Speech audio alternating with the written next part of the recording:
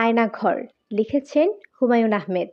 Lilian এক টুকরা ভাজা মাছ মুখে দিয়ে বলল, ইহা খেতে বড় সৌন্দর্য হয়। তাহের হো হো করে হেসে ফেলল। লিলিয়ান ইংরেজিতে বলল, আমার ধারণা আমি ভুল বাংলা বলিনি। হাসছ কেন? তাহের হাসি থামালো না। তার হাসি রোগ আছে। একবার হাসতে শুরু করলে সহজে হাসি থামতে পারে না। লিলিয়ান আহত গলায় বলল, আমার বাংলা শেখার বয়স মাত্র 6 মাস। যা শিখেছি নিজের চেষ্টায় শিখেছি। এ ব্যাপারে তুমি আমাকে কোনো সাহায্য করছো না, বরং উল্টোটা করছো। যখনই বাংলা বলার চেষ্টা করছি তুমি হাসছো। এটা কি ঠিক? তাহের বলল, অবশ্যই ঠিক, 100 ভাগ ঠিক। আমরা বাঙালিরা বিদেশিদের মুখে ভুল বাংলা সহ্য করি না। যতবার তুমি ভুল বাংলা বলবে ততবার আমি হাসবো। মাছ ভাজা মুখে দিয়ে বললে, ইহা বড় সৌন্দর্য হয়। মাছ ভাজার মধ্যে আবার সৌন্দর্য কি? এটা পিকাসোর ছবি না, আবার রবীন্দ্রনাথের কবিতাও না। মাছ ভাজা হলো মাছ ভাজা, বুঝলে? না, বুঝলাম না। মাছ ভাজা খেতে ভালো লাগলে আমি কি কিছুই বলবো না? বলবে খেতে মজা হয়েছে, কিংবা বলবে ভালো হয়েছে। খেতে সৌন্দর্য হয়েছে আবার কি? সুন্দর আমরা খাই না। চাঁদের আলো খুব সুন্দর, তাই বলে কি চাঁদকেও খায়? তাহের আবার হেসে উঠল। লিলিয়ান তাহেরের উপর রাগ করার চেষ্টা করছে, পারছে না, কখনো পারে না। তার মনে হয় না কখনো পারবে। লিলিয়ানের বয়স 23, নেপলসের মেয়ে। তাহেরের সঙ্গে তার পরিচয় হয় ইয়েলোস্টোন পার্কে। পরিচয় পর্ব বেশ মজার। লিলিয়ান $30 টিকিট কেটে একটা ট্যুর গ্রুপের সঙ্গে এসেছে এখানে। এই শহরে প্রথমবার একা এসেছে সে। যা দেখছে তাই তার ভালো লাগছে। সে মুগ্ধ হয়ে একের পর এক ছবি তুলে যাচ্ছে। সে লক্ষ্য করল, কালো লম্বা মতো ঝাঁকড়া চুলের একটি ছেলে তার দিকে তাকিয়ে হো হো করে হাসছে। রূপবতী মেয়েদের আশেপাশে যেসব ছেলেরা থাকে তারা তাদের অজান্তেই অনেক অদ্ভুত আচরণ করে, কিন্তু এরকম অশালীন ভঙ্গিতে দাঁত বের করে কখনো হাসে না।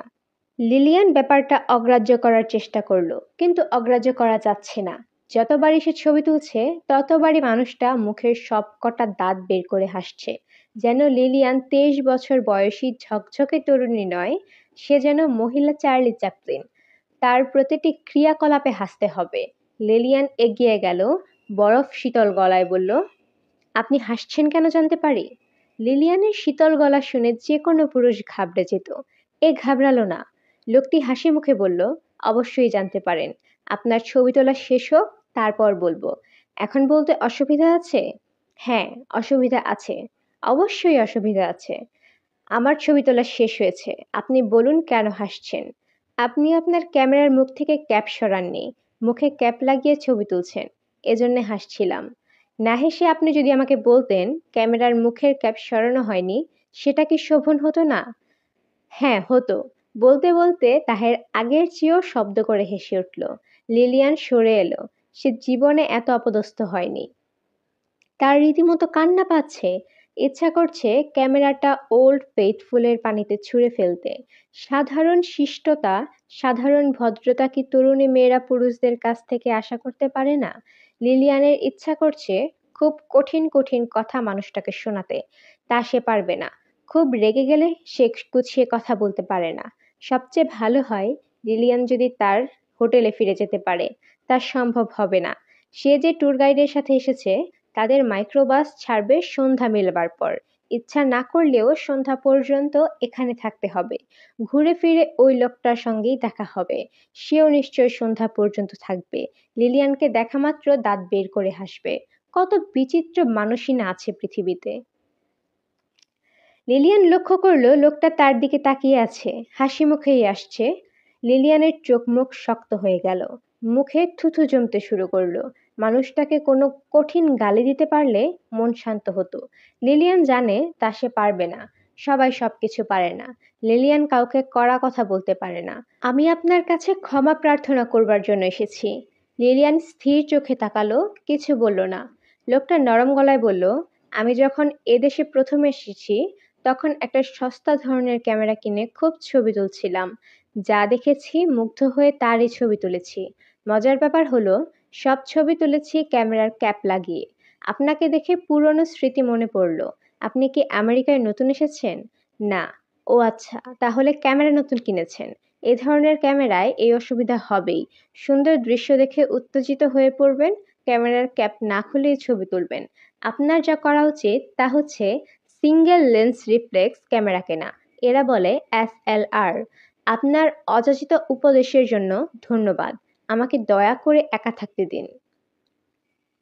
আমি কি আপনাকে বিরক্ত করছি? হ্যাঁ, করছেন। লোকটা চলে গেল, কিন্তু লিলিয়ানের মনে হলো সে আবার আসবে।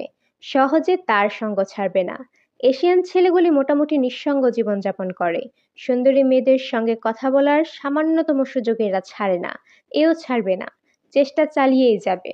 লোকটার সঙ্গে কথা বলাই উচিত হয়নি। লিলিয়ানের অনুমান মিথ্যা হলো না। বিকেলে লিলিয়ানদের দলের সবাই বসে কফি খাচ্ছে, ছেলেটি উপস্থিত। লিলিয়ানের কাছে গিয়ে হাসি মুখে বলল, আমি আপনার জন্য একটা ফিল্ম কিনে এনেছি। লিলিয়ান কঠিন মুখে বলল, কেন? আমার কারণে আপনার ফিল্ম নষ্ট হয়েছে। আমি প্রথম থেকেই লক্ষ্য করছি। আমার উচিত ছিল আপনাকে সতর্ক করা, তা করিনি। উল্টা মজা পেয়েছি, হেসেছি। অবশ্যই অপরাধ করেছি, কাজেই অপরাধের প্রায়শ্চিত্ত করছি। লিলিয়ান কঠিন মুখে বলল, অপরাধ টপরাধ কিছু না। আপনি আমার সঙ্গে গল্প করার লোভ সামলাতে পারছেন না। সুন্দর অজুহাত বানিয়ে এগিয়ে এসেছেন। আপনি ভুল বললেন। নিজেকে খুব রূপবতী ভাবছেন, এই জন্যই এই সমস্যা হয়েছে। আপনি হয়তো আপনার দেশে কিংবা খোদ এই আমেরিকাতেই রূপবতী, কিন্তু আমাদের দেশের রূপের বিচারে রূপবতী নন। আপনাদের দেশে রূপবতী হবার জন্য কি গায়ের রং আপনার মতো কুচকুচে কালো হতে হয়?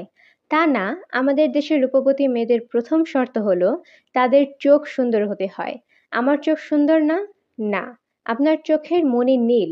আমাদের দেশে বাদামি বা নীল চোখের তারার মেয়েদের বলে বিড়াল চোখাবে। এদের সহজে বর জোটে না। পুরুষরা এদের বিয়ে করতে চায় না। কি অদ্ভুত কথা! আপনি কোন দেশের মানুষ? দেশের নাম আপনাকে বলছি, কিন্তু দয়া করে দেশের নাম শুনে ঠোঁট উল্টে বলবেন না, এই দেশ আবার কোথায়? এ জাতীয় কথা যখন কেউ বলে তখন অসম্ভব রাগ লাগে। আমার দেশের নাম বাংলাদেশ। নাম শুনেছেন? না। নাম শোনার অপরাধ আমি আপনার জন্য ক্ষমা করলাম, যদিও ক্ষমা করা উচিত হচ্ছে না। যাই হোক, আমি কি আপনার পাশে বসতে পারি? বিড়াল চোখা মেয়ের পাশে কি বসবেন?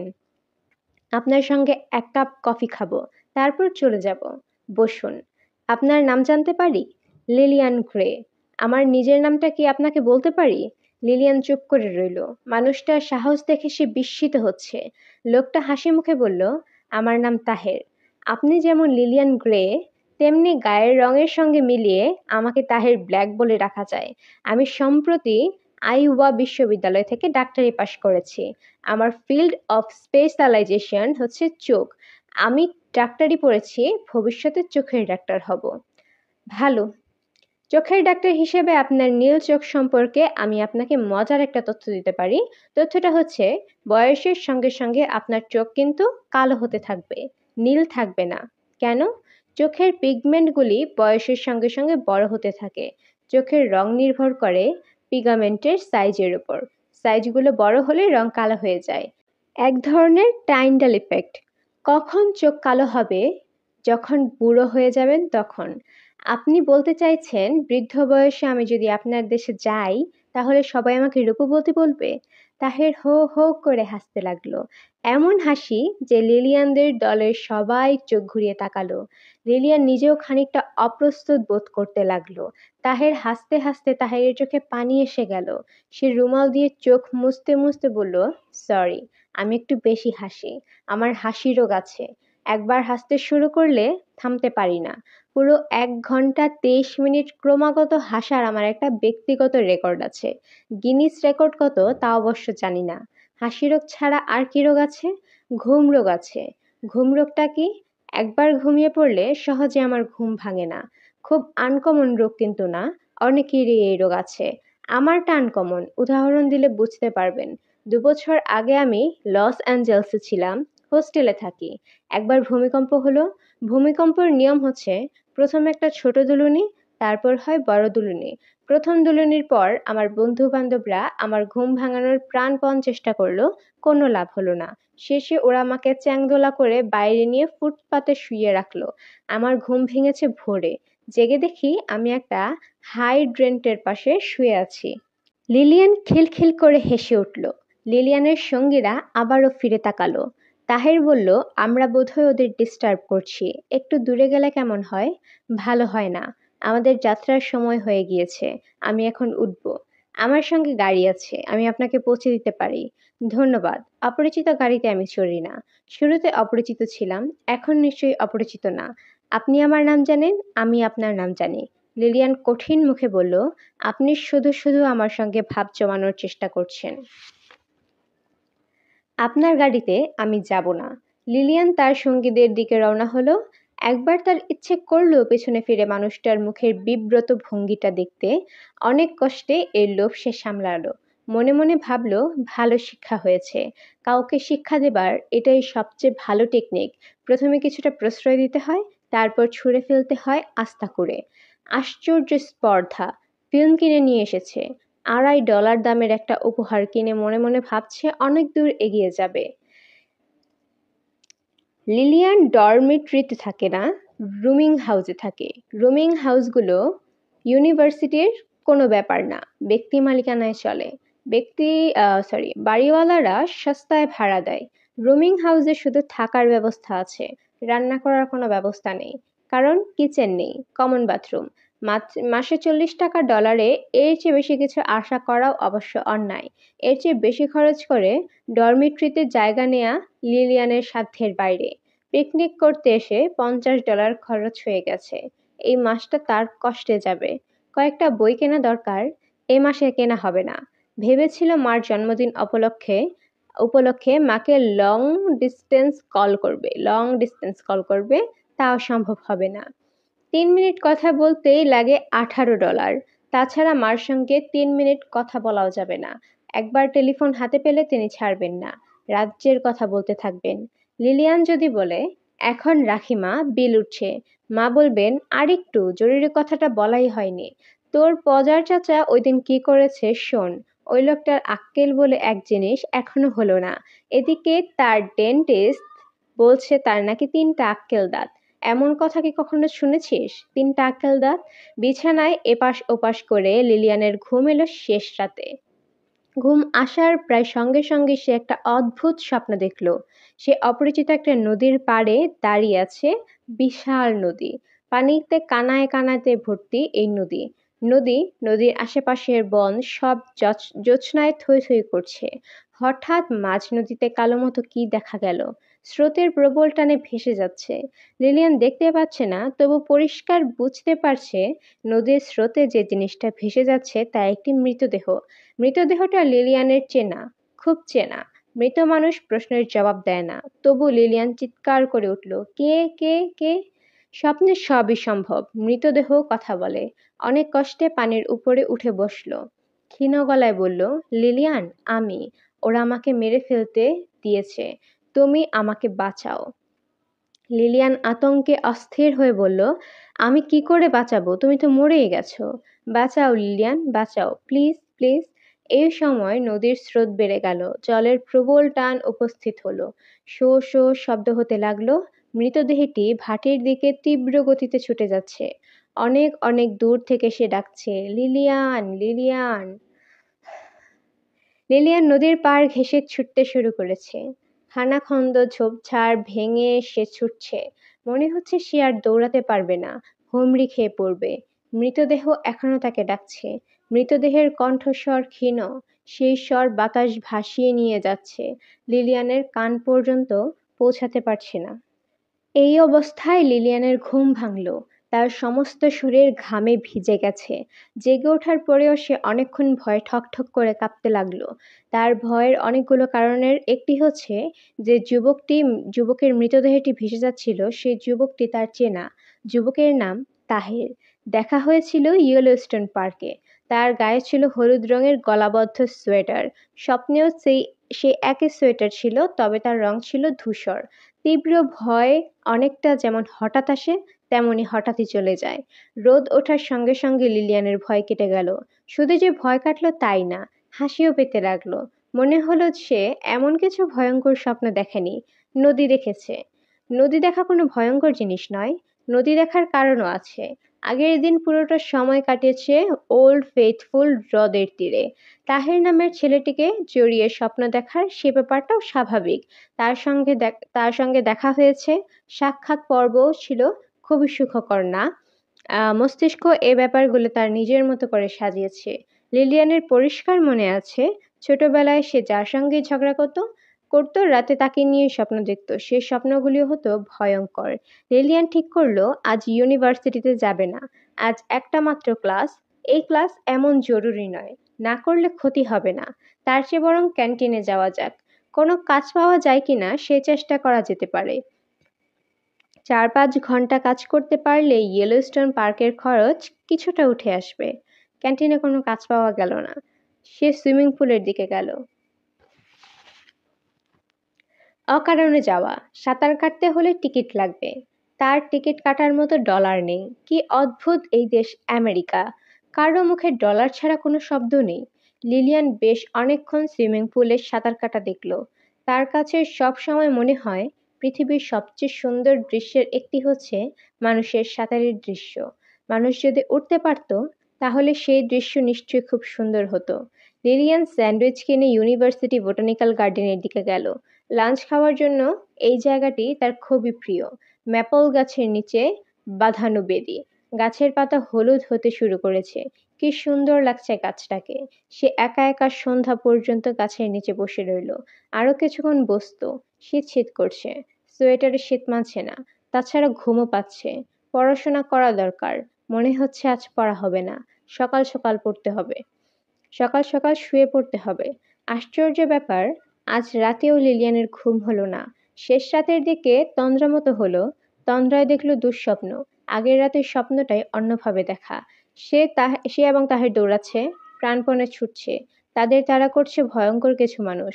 তাহের বলছে, লিলিয়ান আমার হাত ধরো। আমি দৌড়াতে পারছি না। প্লিজ আমার হাত ধরো। প্লিজ। লিলিয়ান চিৎকার করে জেগে উঠল। নিজেকে শান্ত করতে তার সময় লাগলো। হিটিং কয়েল দিয়ে 1 কাপ গরম কফি খেয়ে মাকে চিঠি লিখতে বসলো। মা, আমার কি জানি হয়েছে। দুঃস্বপ্ন দেখছি। ভয়ঙ্কর দুঃস্বপ্ন। আমার রাতে ঘুম হচ্ছে না। তুমি চার্চে গিয়ে আমার নামে 2টা বাতি জ্বালিও। এই পর্যন্ত লিখেই লিলিয়ান চিঠি ছিঁড়ে ফেলল। এ ধরনের চিঠি মাকে দেওয়ার কোনো মানেই হয় না। তিনি শুধু শুধু দুশ্চিন্তায় পড়বেন। তার হাঁপানির টান উঠে যাবে। সে একটা নতুন চিঠি লিখল। সেখানে খুব সুন্দর করে লেখা হলো, ইয়েলোস্টোন পার্কে বেড়াতে যাওয়ার বর্ণনা, ইউনিভার্সিটি সুইমিং পুলের সাঁতারের আনন্দ বিবরণ। ভোর 7টায় সে তৈরি হলো ইউনিভার্সিটিতে যাওয়ার জন্য। আয়নায় একবার নিজেকে দেখল। দুরাত ঘুম হয়নি, কিন্তু চেহারায় ক্লান্তির কোনো ছাপ নেই। তার নিজের কাছে মনে হলো আজ তার চোখ অন্য দিনের চেয়েও বেশি উজ্জ্বল। আজ লাঞ্চ আওয়ারের আগে কোনো ক্লাস নেই, কিন্তু টার্ম পেপার জমা দিতে যেতে হবে। লাইব্রেরিতে বইপত্র ঘাটাঘাটি করতে হবে। বিরক্তিকর কাজগুলির মধ্যে একটি, যে বইটি তার প্রয়োজন দেখা যাবে সেটি ছাড়া বাকি সব বইই আছে। এক দিন এক একজনের ভাগ্য খুবই ভালো থাকে। আজ লিলিয়ানের ভাগ্য খুবই ভালো। যে বইগুলো তার দরকার ছিল সেই বইগুলো সে পেয়ে গেল। বাড়তি পেল একটি মনোগ্রাফ। তার টার্ম পেপারের সঙ্গে মনোগ্রাফের কোনো ব্যাসকম নেই। ঢুকেই টুকে ফেললেই হয়। 2 ঘন্টার মধ্যে টার্ম পেপারের লেখা শেষ হলো। লিলিয়ান কফি হাউসে কফি খেতে গেল। ঘুম লাগছে। কফি খেয়ে ঘুম তাড়াতে হবে, নয়তো ক্লাস করা যাবে না। কফি হাউস ছাত্রছাত্রীতে ঠাসা। এখন লাঞ্চ আওয়ার। কফি শপে এত ভিড় থাকার কথা নয়। আজ এত ভিড় কেন? আজ কি সস্তায় কফি দিচ্ছে, নাকি ফ্রি কফি দিচ্ছে? কফি হাউস মাঝে মাঝে কিছু একটা কায়দা করে নোটিশ দেয়। আজ বেলা 9টা থেকে 9:30 পর্যন্ত ফ্রি কফি। ব্যবসার কোনো নতুন চাল। আজও এরকম কিছু হয়েছে বোধহয়। লিলিয়ান কফির মগ হাতে একটা জায়গা খুঁজছে, তখন শুনল হাত উঁচিয়ে কে তাকে ডাকছে। হ্যালো লিলিয়ান, এদিকে এসো, এখানে জায়গা আছে। লিলিয়ান তাকিয়ে দেখল তাহের। সে কয়েক মুহূর্ত চুপচাপ দাঁড়িয়ে রইল, তারপর এগিয়ে গেল। তাহের হাসি মুখে বলল, এত তাড়াতাড়ি তোমার দেখা পাবো ভাবিনি। তুমি কি এই ইউনিভার্সিটির ছাত্রী? হ্যাঁ, আমি যাচ্ছিলাম পাশ দিয়ে। কি মনে করে ঢুকেছি? তোমার সাবজেক্ট কি? অ্যানথ্রোপোলজি। দাঁড়িয়ে আছো কেন? বসো। বসো? লিলিয়ান বসবে কিনা বুঝতে পারছে না। তার অস্বস্তি লাগছে। মনে হচ্ছে বসা ঠিক হবে না। এই মানুষটির সঙ্গে যোগাযোগের ফল শুভ হবে না। এর কাছ থেকে যত দূরে থাকা যায় ততই মঙ্গল। তাছাড়া এই লোক তার সঙ্গে এত আন্তরিক ভঙ্গিতে কথা বলবে কেন? এই অধিকার তাকে কে দিয়েছে?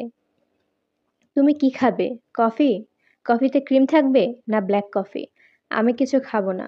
কাপাচিনো কফি খাবে? প্রচুর ফেনা থাকে, এক গাদা মিষ্টি দিয়ে বানানো হয়, দারুণ মজা। তুমি বসো, আমি নিয়ে আসছি। তাহের কফি নিয়ে ফিরে এসে দেখে লিলিয়ান শান্ত ভঙ্গিতে মাথা নিচু করে বসে আছে।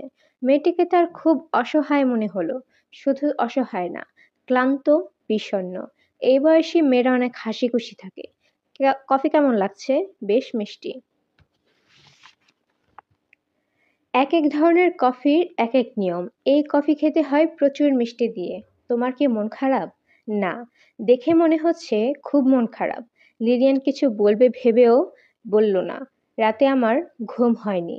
তাহের হেসে ফেলল, শব্দময় হাসি। আশেপাশের টেবিল থেকে ছাত্রছাত্রীরা তাকাচ্ছে। অনেকের ভুরু কুঁচকে আছে। কোনো বিদেশি তাদের দেশের কফি শপে বসে সবাইকে অগ্রাহ্য করে এমনভাবে হাসছে, তা বোধহয় এদের পছন্দ হয়নি। তাহের লিলিয়ানের দিকে ঝুঁকে এসে বলল, শোনো লিলিয়ান, মাঝে মাঝে রাতে ঘুম না হওয়া সুস্থ মানুষের লক্ষণ। শুধুমাত্র পশুদেরই রাতের ঘুমের অসুখ হয় না, যেমন মানুষের হয়, আমার হয় না। আমাকে দেখো, আমি বিছানায় শোয়া মাত্র ঘুমিয়ে পড়ি। এজন্যই নিজেকে পশু পশু লাগে। হা হা হা। আমি সেই হাসি।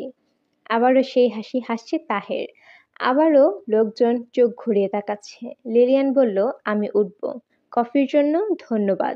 আহা, বসো আর খানিকক্ষণ। না না, কাল তো ছুটি, এত তাড়া কিসের? এখান থেকে 90 কিলোমিটার দূরে একটা পেট্রোফাইট ফরেস্ট আছে। পুরো জঙ্গল পাথর হয়ে আছে। আমি আগামীকাল যাব বলে ভাবছি। দিনে দিনে ফিরে আসব। তুমি কি আগ্রহী? না, আমি আগ্রহী না। আমার বেড়াতে ভালো লাগে না। ওইদিন ইয়েলোস্টোন পার্কে কিন্তু খুব বেড়াচ্ছিলে। ওইদিন ভালো লেগেছিল, এখন লাগবে না। লিলিয়ান বের হচ্ছে। তাহের সঙ্গে সঙ্গে যাচ্ছে। তাকে মুখের উপরে না করে ফেলা হয়েছে, তবুও তার কোনো বিকার নেই। অদ্ভুত নির্লজ্জ ধরনের একটা ছেলে। সাধারণত আমেরিকান ছেলেগুলি এরকম হয়, আঠার মতো লেগে থাকে। এ তো বিদেশি এক ছেলে। তার মান অপমান বোধ আরো খানিকটা থাকা উচিত ছিল না? লিলিয়ান বলল, আর আসতে হবে না, আমি যাচ্ছি। তাহির বলল, আবার দেখা হবে। ভালো থেকো। রাত জেগে জেগে তুমি যে উচ্চ শ্রেণীর মানব তা প্রমাণ করতে থাকো। হা হা হা। ভালো কথা। তুমি কি আমার টেলিফোন নাম্বার রাখবে? রাতে দুঃস্বপ্ন দেখলে টেলিফোন করতে পারো। আমি অন্যের টেলিফোন নাম্বার রাখি না। অন্যের টেলিফোন নাম্বারই তো রাখতে হয়, নিজেরটা তো মনেই থাকে। হা হা হা। আমি যাচ্ছি। লিলিয়ান দ্রুত করিডোরে চলে এলো। সে এমনিতেই দ্রুত হাঁটে, আজ আরো দ্রুত হাঁটছে। মেমোরিয়াল ইউনিয়নের বাইরে এসে হাঁফ ছাড়ল। পেছনে ফিরে তাকালো। তাহিরকে দেখা যাচ্ছে না। নাছোড়বান্দা হয়ে সে যে পেছনে পেছনে আসেনি, এতেই লিলিয়ান আনন্দিত। লিলিয়ান তার অ্যাপার্টমেন্টে ফিরল না। কাঁধে ব্যাগ ঝুলিয়ে হাঁটতে বের হলো। সে আজ সারাদিন হাঁটবে। হেঁটে হেঁটে এমন ক্লান্ত হবে যে বিছানায় শোয়া মাত্র ঘুমিয়ে পড়বে। ঘুমোতে যাওয়ার আগে হট শাওয়ার নেবে। এক গ্লাস আগুন গরম দুধ খাবে। বিছানায় নতুন চাদর বিছিয়ে রাখবে। তার ঘুমের সমস্যা আছে। এক রাত ঘুম না হলে পরপর কয়েক রাত ঘুম হয় না। বেশিক্ষণ হাঁটতে হলো না। অল্প হেঁটেই লিলিয়ান ক্লান্ত হয়ে পড়ল। মলগুলিতে ঘুরতে এখন আর ভালো লাগছে না। ইচ্ছা করছে অ্যাপার্টমেন্টে ফিরে বিছানায় শুয়ে পড়তে। এখন বিছানায় যাওয়াটা হবে বিপজ্জনক। খানিকক্ষণ ঘুম হবে, কিন্তু রাতটা কাটবে অঘুমো। লিলিয়ান স্যান্ডউইচ কিনলো, পার্কে বসে একা একা খেলো। একা একা খাওয়া খুবই কষ্টের। খাওয়ার সময় কেউ একজন পাশে থাকা দরকার, যে প্রয়োজনে অপ্রয়োজনে কথা বলবে, হাসবে। লিলিয়ানের এমন কেউ নেই। কোনোদিন কি হবে? প্রিয় একজন মানুষ কি পাশে থাকবে? কে সেই মানুষটি? চার্চের পাদ্রী মাথায় হলি ওয়াটার ছিটিয়ে বুকে ক্রস স্পর্শ করে বলবেন, তোমাদের দুজনকে আমি স্বামী স্ত্রী হিসেবে ঘোষণা করলাম। মৃত্যু এসে তোমাদের বিচ্ছিন্ন করা না পর্যন্ত তোমরা একে অন্যের জন্য থাকবে, সুখে দুঃখে পাশে থাকবে, আনন্দে বেদনায়। Till death do you part. লিলিয়ানের চোখে পানি এসে যাচ্ছে। সে পার্কের অপরূপ দৃশ্যের দিকে তাকিয়ে নিজেকে শান্ত করার চেষ্টা করলো। মন শান্ত হচ্ছে না। সে এক ধরনের হাহাকার বোধ করছে। মনে হচ্ছে এই অপরূপ দৃশ্য একা দেখার কথা নয়, দুজন মিলে দেখবার। লিলিয়ান অ্যাপার্টমেন্টে ফিরল সন্ধ্যা মিলবার পরে। ক্লান্তিতে তার শরীর ভেঙে পড়ছে। মনে হচ্ছে এক সেকেন্ডও সে জেগে থাকতে পারবে না। হট শাওয়ার নেয়া, গরম দুধ খাওয়া, বিছানায় চাদর বদলানো কিছুই তার পক্ষে সম্ভব নয়। সে দরজা বন্ধ করে শুয়ে পড়ল। প্রায় সঙ্গে সঙ্গে ঘুমিয়ে পড়ল। গাঢ় গভীর ঘুম। যে ঘুমের সময় মানুষ থাকে না, পাথরের মতো হয়ে যায়। গভীর ঘুমের স্বপ্নগুলি হয় অন্যরকম। স্বপ্ন আর স্বপ্ন থাকে না, বাস্তবের কাছাকাছি চলে যায়। হালকা ঘুমের স্বপ্নগুলি হয় হালকা, অস্পষ্ট কিছু লজিকবিহীন এলোমেলো ছবি। গাঢ় ঘুমের স্বপ্ন স্পষ্ট, যুক্তি নির্ভর। আজ লিলিয়ান দেখল গাঢ় ঘুমের স্বপ্ন। স্বপ্নে সে এবং তাহের দুজন পাশাপাশি শুয়ে আছে। তাহের ঘুমোচ্ছে, সে জেগে আছে। ঘুমের মধ্যে তাহের অস্পষ্ট শব্দ করল। লিলিয়ান হাত রাখল তার গায়ে। হাত ভেজা ভেজা লাগছে। সে চোখের সামনে হাত মেলে ধরল। হাতের রক্তে লাল হয়ে আছে। সে চেঁচিয়ে উঠল। লিলিয়ানের ঘুম ভাঙল নিজের চিৎকারে। বাকি রাত সে ঘুমোলো না, জেগে বসে রইল। ভোরবেলা টেলিফোন করলো মাকে। কেমন আছো মা? আমি ভালো আছি। তোর গলা এমন শোনাচ্ছে কেন? কি হয়েছে তোর? কদিন ধরে আমি খুব দুঃস্বপ্ন দেখছি। কি দুঃস্বপ্ন? ভয়ঙ্কর দুঃস্বপ্ন। একটা বিদেশি ছেলেকে নিয়ে দুঃস্বপ্ন। ওই ছেলের সঙ্গে কি তোর পরিচয় আছে? না, দুদিনের কথা হয়েছে। কিরকম কথা? সাধারণ কথা মা, তেমন কিছু না। ছেলেটার মধ্যে নিশ্চয়ই এমন কিছু আছে যা দেখে তুই ভয় পেয়েছিস। তেমন কিছু নেই মা, ছেলে ভালো। দুদিন আলাপ করে কি করে বুঝলি যে ভালো ছেলে? লিলিয়ান জবাব দিল না। তার মা কয়েকবার বললেন, হ্যালো, হ্যালো। লিলিয়ান, শুনতে পাচ্ছিস? আমি তো কিছু শুনতে পাচ্ছি না। Hello, hello. লিলিয়ান সবচেয়ে ছোট বোন রওনি কাঁদছে। রান্নাঘরে মা নিশ্চয়ই কল ছেড়ে রেখেছে, পানি পড়ার শব্দ আসছে। Hello Lilian, hello. টেলিফোনটায় কি হলো? কিছু শুনতে পারছি না। লিলিয়ান বলল, মা রনি কাঁদছে, তুমি ওকে দেখো। আমি টেলিফোন রাখলাম। না না, টেলিফোন রাখিস না। তুই আমার কথা শোন মা, তুই একজন ভালো ডাক্তার দেখা। টাকা যা লাগে লাগুক, আমি যেভাবেই হোক ডলার পাঠাবো। কিছুদিন পর পর তুই এরকম ধরনের দুঃস্বপ্ন দেখিস, এটা তো ভালো কথা না। টেলিফোন রাখলাম মা। না না না। লিলিয়ান টেলিফোন রাখল না, কানে লাগিয়ে চুপচাপ দাঁড়িয়ে রইল। এখন রনির কান্নার শব্দ শোনা যাচ্ছে। বাথরুমে ট্যাপ দিয়ে পানি পড়ার শব্দ আসছে। কেউ একজন বোধহয় এসেছে তাদের বাড়িতে, কলিং বিল টিপছে। ক্রমাগত বেল বাজছে। লিলিয়ানের মা কাঁদো কাঁদো গলায় বলে যাচ্ছেন, হ্যালো লিলিয়ান, হ্যালো। কি হলো ফোনটার? কোনো কথা শুনতে পারছি না। Operator, hello, operator. লিলিয়ান মার কথা অগ্রাহ্য করল না, কোনোদিনও করেনি। সে একজন সাইকিয়াট্রিস্টের সঙ্গে দেখা করতে গেল। ইউনিভার্সিটির সাইকিয়াট্রিস্ট। এরা বলে স্টুডেন্ট কাউন্সিলর। ছাত্রছাত্রীরা নানান ধরনের সমস্যা নিয়ে এরা কথা বলেন। এক সময় ছাত্রছাত্রীদের সমস্যা ছিল পড়াশোনা কেন্দ্রিক, কোর্স ভালো লাগছে না, গ্রেড খারাপ হচ্ছে, এই জাতীয়। এখনকার সমস্যা বেশিরভাগই মানসিক, যে কারণে স্টুডেন্ট কাউন্সিলরদের মধ্যে একজন আহ অত্যন্ত ভালো সাইকিয়াট্রিস্ট রাখতে হয়। লিলিয়ান যার কাছে গেল তার নাম ভার্মান, ডক্টর অ্যাঞ্জেলস ভার্মান। ভদ্রলোক বারিকটি ধরনের, বেঁটেখাটো মানুষ। তার মুখ ভর্তি দাড়ি গোঁফ, চুল দাড়ি সবই পাকা। ফর্সা গায়ের রঙের সঙ্গে চুলের রং মিলেমিশে একাকার হয়ে গেছে। চোখে মোটা ফ্রেমের চশমাটা ঝুলে আছে নাকের উপর। ভদ্রলোক তাকালো চশমার ফ্রেমের উপর দিয়ে। লিলিয়ানের মনে হলো ভদ্রলোকের চোখ সুন্দর। তিনি তাকাচ্ছেন মমতা নিয়ে।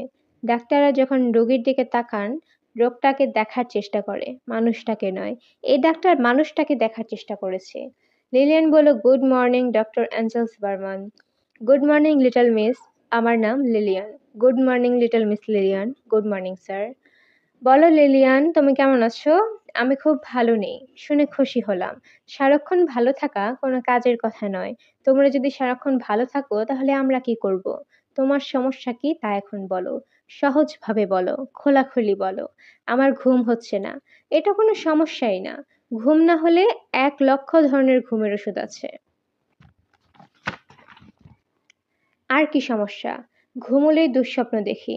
তুমি তো ভালো আছো, ঘুমিয়ে দুঃস্বপ্ন দেখো। আমি দেখি জেগে জেগে। চারিদিকে যা দেখছি সবই দুঃস্বপ্ন। গতকাল কি হয়েছে শোনো। সাবওয়ে দিয়ে আসছি। আমার চোখের সামনে একজন মহিলার ব্যাগ থেকে এক কালো ছোকরা ব্যাগ ছিনিয়ে নিয়ে গেল এবং দৌড়ে পালালো। এতগুলি লোক, আমরা কেউ কোনো কথা বললাম না। সবাই তাকিয়ে তাকিয়ে দেখলাম। এটা কি বড় ধরনের দুঃস্বপ্ন না? আপনিও কিছু বলেননি? না, আমি হচ্ছি অবজারভার। আমি বসে বসে দেখেছি। লিলিয়ান বলল, অন্যরাও হয়তো আপনার মতো কোনো অজুহাত দিয়ে বসেছিল। ডক্টর অ্যাঞ্জেলস বার্মান হাসতে হাসতে বলল, তুমি বুদ্ধিমতী মেয়ে। তোমার কোনো সমস্যা থাকার কথা না। সমস্যা হচ্ছে কম বুদ্ধির মানুষের। এরা কিছু বুঝতে চায় না। কিন্তু তুমি বুঝবে। যুক্তি দিয়ে বোঝালে বুঝবে। এখন সুন্দর করে তোমার সমস্যা বলো, নাকি বলার আগে কফি খেয়ে নেবে? কফি খাবো। ওই টেবিলে কফি মেকার আছে। তোমার জন্য আনো এবং আমার জন্যও আনো। কফির কাপে চুমুক দিতে দিতে তোমার সমস্যার কথা বলো। আমার বদভ্যাস হচ্ছে আমি চশমার ফাঁকা দিয়ে তাকাই। আশা করি এতে তোমার কোনো সমস্যা হবে না। কারণ আমার চোখ খুব সুন্দর। ঠিক বলিনি? জি, ঠিক বলেছেন। লিলিয়ান খুব গুছিয়ে তার সমস্যার কথা বলল। ডক্টর বার্মান কোনো প্রশ্ন করলেন না, চুপচাপ শুনলেন। এক ফাঁকে উঠে গিয়ে আবার কফির পেয়ালা ভর্তি করে আনলেন। লিলিয়ানের কথা শেষ করবার পর ডক্টর বার্মান মুখ খুললেন। তিনি নরম গলায় বললেন, তোমার পরিবারের লোক সংখ্যা কত? অনেক। আমাদের যৌথ পরিবার। আমার দুধ চাচা, বাবা, এরা 3 ভাই একসঙ্গে থাকেন। একত্রে রান্না হয়? হ্যাঁ, একসঙ্গে রান্না হয়। তবে আমাদের পজার চাচা কিছুদিন পর পর রাগ করেন, বলেন এখন থেকে তিনি আলাদা রান্না বান্না করবেন। কারোর সঙ্গে তার কোনো যোগাযোগ নেই। 2-1 দিন আলাদা রান্না হয়, তারপর আবার আগের জায়গায় ফিরে আসেন। তোমার চাচাদের মধ্যে কি খুব মিল? মোটেও মিল নেই। সারাক্ষণ তারা ঝগড়া করছেন। কিন্তু তারপরেও একজন অন্যদের ছাড়া থাকতে পারে না। আমার মনে হয় ঝগড়া করার জন্যই তাদের একসঙ্গে থাকা প্রয়োজন। ব্যাপারটা বেশ মজার। তুমি প্রথম বাড়ির বাইরে পড়তে এসেছো? জি। তুমি যখন বিদেশে রওনা হলে তখন তোমাদের পরিবারের সদস্যরা কি করলো? সবাই খুব কাঁদলো। আমার পজার চাচা পুরো 1 দিন 1 রাত না খেয়ে দরজা জানালা বন্ধ করে ঘরে বসেছিলেন। অনেক বুঝিয়ে সুঝিয়ে তাকে খাওয়ানো হয়। ডক্টর বার্মান পাইপ ধরাতে ধরাতে বললেন, তোমার সমস্যার মূল কারণ হচ্ছে তোমার পরিবার। তুমি এমন এক ক্লোজ পরিবার থেকে এসেছো যে পরিবারের সদস্যরা ভালোবাসার কঠিন জালে তোমাকে আটকে রেখেছে। তুমি জাল ছিঁড়তে পারছো না। আপনি ভুল বললেন। আমি জাল ছিঁড়তে চাচ্ছি না। তুমি চাচ্ছ, কিন্তু তোমার মন তাতে সায় দিচ্ছে না। তোমার মনে একই সঙ্গে 2 টি বিপরীত ধারা কাজ করছে। একটি ধারা তোমাকে জাল কেটে বেরিয়ে আসতে বলছে, অন্যটি তা করতে দিচ্ছে না। এতে মনে প্রচণ্ড চাপ পড়ছে। এর সঙ্গে আমার দুঃস্বপ্নের সম্পর্ক কি? আমি দুঃস্বপ্ন দেখছি অন্য একজনকে নিয়ে। সম্পর্ক আছে। ওই ছেলেটিকে দেখেই তোমার মনের জাল কেটে বেরিয়ে আসবার কথা মনে হলো। তোমার মনের একটি অংশ তাতে সায় দিল না। সৃষ্টি হলো প্রচণ্ড চাপের। দুঃস্বপ্নগুলি চাপের ফল, আর কিছুই না। ছেলেটিকে তোমার খুব ভালো লেগে গেছে। তুমি তা স্বীকার করতে চাচ্ছ না। ছেলেটিকে ভালো লাগার কিছু নেই। আমার ধারণা আছে। তুমি তোমার পরিবারের সদস্যদের মধ্যে কাকে সবচেয়ে বেশি ভালোবাসো? পজার চাচাকে। চিন্তা করে দেখো তো, পজার চাচার স্বভাব চরিত্রের সঙ্গে তোমার ওই ছেলেটির স্বভাব চরিত্রের কোনো মিল আছে? কোনো মিল নেই। ভালো করে চিন্তা করো। আমার ধারণা মিল আছে। পজার চাচা কারণে অকারণে হো হো করে হাসেন। ওই ছেলেটিও হাসে। আর এসব নিয়ে ভাবতে আমার ভালো লাগছে না। আমি যে তোমার সমস্যাটা ধরিয়ে দিয়েছি তাকে তুমি বুঝতে পেরেছো? লিলিয়ান জবাব দিল না। ডক্টর বার্মান হাসলেন। লিলিয়ান বলল, আমাকে আপনি কি করতে বলছেন? উপদেশ চাচ্ছ? হ্যাঁ। আমি তোমাকে কোনো উপদেশ দেব না। তুমি কি করবে না করবে তোমার ব্যাপার। আমি সমস্যা ধরিয়ে দিয়েছি। সমস্যার সমাধানের দায়িত্ব তোমার। কারণ সমস্যাটা তোমার, আমার নয়। লিলিয়ান উঠে দাঁড়ালো। ফিরে গেল অ্যাপার্টমেন্টে। প্রায় 1 ঘন্টার মতো চুপচাপ বিছানায় শুয়ে রইল। তারপর উঠে মুখে পানি ছেটালো। সে তার সবচেয়ে সুন্দর পোশাকটি পরল। অনেক সময় নিয়ে চুল আঁচড়ালো। তার সম্বল অল্প কিছু ডলারের সবকটা সঙ্গে নিয়ে বেরোলো। সে তাহেরকে খুঁজে বের করবে। এই শহরের মেডিকেল স্কুলের একজন বিদেশি ছাত্রের ঠিকানা বের করা কঠিন হবার কথা না। তবে লিলিয়ান প্রথমে গেল ডাউনটাউনের একটি ফুলের দোকানে। $10 দিয়ে সে 25টা চমৎকার গোলাপ কিনল। আধফোটা গোলাপ, আগুনের মতো টকটকে রং। চিরকাল ছেলেরাই মেয়েদের জন্য ফুল কিনে নিয়েছে। মাঝে মধ্যে নিয়মের হেরফের হলে কিছু আসে যায় না। কলিং বেল টিপার সঙ্গে সঙ্গে দরজা খুলে দিল। তাহের খুব স্বাভাবিক গলায় বলল, এসো লিলিয়ান। তার কথা বলার ভঙ্গি দেখে মনে হচ্ছে না যে অস্বাভাবিক কিছু ঘটেছে। মনে হচ্ছে সে যেন লিলিয়ানের জন্য অপেক্ষাই করছিল। লিলিয়ান বলল, আমি যে এখানে আসবো তা কি আপনি জানতেন? তাহের বলল, জানবো কি করে? আগে তো বলনি। আমাকে দেখে অবাক হননি? আমি এত সহজে অবাক হই না। ছোটবেলায় বাবার সঙ্গে রিক্সা করে যাচ্ছিলাম। হঠাৎ করে রিক্সা থেকে পড়ে গেলেন। নেমে গিয়ে দেখি মরে পড়ে আছেন। সেই থেকে অবাক হওয়া ছেড়ে দিয়েছি। লিলিয়ানের চোখ মুখে হকচকিত ভাব। তার ফর্সা কপাল ঘামছে। হাতের গোলাপগুলো নিয়ে সে বিব্রত। তাহের বলল, ফুলগুলি কি আমার জন্য? হুম। দাও আমার হাতে। তুমি বসো। না। দাঁড়িয়ে থাকার জন্য এসেছো? লিলিয়ান কি বলবে বুঝতে পারছে না। সত্যিই তো, সে কি জন্য এসেছে? কেনই বা এসেছে? সে তাকালো চারিদিকে। অবিবাহিত পুরুষের ঘর, এক পলকেই বোঝা যায়। টেবিল বা দেয়ালে কোনো তরুণীর ছবি নেই। এটা একটা বড় ব্যাপার। বিছানার কাছে পিন আপ পত্রিকা নেই। লিলিয়ানের ক্ষীণ গলায় বলল, আমি এখন চলে যাব। চলে যাবে ভালো কথা, চলে যাও। হঠাৎ করে এক গাদা ফুল নিয়ে এসে পাথরের মূর্তির মতো দাঁড়িয়ে থাকার চেয়ে ভালো চলে যাও। আপনাকে বিব্রত করার জন্য আমি দুঃখিত। আমি মোটেই বিব্রত হইনি, বিস্মিত হচ্ছি। অন্যদের বিস্ময় যেমন চোখে মুখে ফুটে ওঠে, আমার বেলায় তা হয় না। তোমার কাছে মনে হচ্ছে আমি পুরো ব্যাপারটা খুব সহজভাবে নিচ্ছি। আসলে তা না। আমার ঠিকানা কোথায় পেলে? জোগাড় করেছি। কেন? লিলিয়ান চুপ করে রইল। তাহেরের মনে হলো এই মেয়ে আর কোনো প্রশ্নের জবাব দেবে না। মেয়েটিকে সহজ করার কোনো পথও সে খুঁজে পাচ্ছে না। কি বললে সে সহজ হবে? লিলিয়ান, তুমি কি পেট্রিফাইড ফরেস্টটা দেখতে চাও? ওই দিন আমি যাইনি। তুমি যেতে চাইলে আজ যেতে পারি। সন্ধ্যায় সন্ধ্যায় চলে আসতে পারবো। আমি আমার অ্যাপার্টমেন্টে ফিরে যাব। বেশ তো, ফিরে যাবে। আমি তোমাকে পৌঁছে দেব। আপনাকে পৌঁছে দিতে হবে না। তুমি লক্ষ্য করোনি বোধহয় বাইরে খুব ঠান্ডা পড়েছে। এই ঠান্ডায় তুমি এমন পাতলা কাপড় পরে কি করে এসেছো তাও এক রহস্য। তুমি আমার সঙ্গে যেতে না চাইলে একাই যাবে। আমার একটা ওভারকোট আছে, সেটা গায়ে চাপিয়ে চলে যেতে পারবে। নাকি আমার ওভারকোটও গায়ে দেবে না? লিলিয়ান বসল। সে যে বসেছে তাতেও সে নিজেও অবাক হচ্ছে। তার কাছে মনে হচ্ছে পুরো ব্যাপারটা স্বপ্নে ঘটছে। সে নিজের ইচ্ছে মতো কিছুই করছে না। যা তাকে করতে বলা হচ্ছে সে তাই করছে। পুরো ঘটনা অন্য কেউ ঘটাচ্ছে। সেই অন্য কেউটা কে? লিলিয়ান? হুম। কফি খাবে? হুম। শুনে খুশি হলাম। আমি কফি তৈরি করছি। তুমি খব তুমি সহজ এবং স্বাভাবিক হতে চেষ্টা করো। তারপর তোমার কাছে কয়েকটা জিনিস জেনে নেব। যা যা জানতে চাই তাও বলে নিচ্ছি। ১. হঠাৎ তুমি একগাদা ফুল নিয়ে আমার কাছে কেন এসেছো? ২. আজ যে আমার জন্মদিন তা কি তুমি জানো? যদি জানো তাহলে কিভাবে জানো? লিলিয়ান বিস্মিত হয়ে বলল, আজ আপনার জন্মদিন? তাহের বলল, আমি দ্বিতীয় প্রশ্নটির জবাব পেয়ে গেছি। আজ যে আমার জন্মদিন তা তুমি জানো না। এখন বাকি রইল প্রথম প্রশ্ন। তুমি প্রশ্নটির জবাব নিয়ে ভাবতে থাকো, আমি একটু গ্রোসারি শপে যাব। ঘরে কফি, চিনি, ক্রিম কিছুই নেই। আপনি কি আপনার এখান থেকে একটি আমি কি আপনার এখান থেকে টেলিফোন করতে পারি? হ্যাঁ, পারো। একটা লং ডিসট্যান্স কল করব। একটা কেন, 10টা করো। তুমি আমার এখানে আসায় আমি নিজে যে কি পরিমাণ খুশি হয়েছি তা কোনোদিন তুমি বুঝবে না। প্রথম দেখাতেই ভালোবাসা। এ জাতীয় কিছু কথা সাহিত্যে প্রচলিত আছে। এ জাতীয় বায়বীয় কথা আমি কখনো বিশ্বাস করতাম না। তোমাকে ওল্ড ফেইথফুল লেকের কাছে দেখে প্রথম মনে হলো সাহিত্যের এ কথাটা মিথ্যা না। মেয়েদের পেছনে ঘোরা আমার স্বভাব নয়। তারপরেও আমি ঘুরেছি। ঘুরেছি, তোমার অ্যাপার্টমেন্ট বের করেছি। ওইদিন তোমার সঙ্গে ইউনিভার্সিটিতে দেখা হলো। তোমার বোধহয় ধারণা পুরো ব্যাপারটা কাকতালীয়।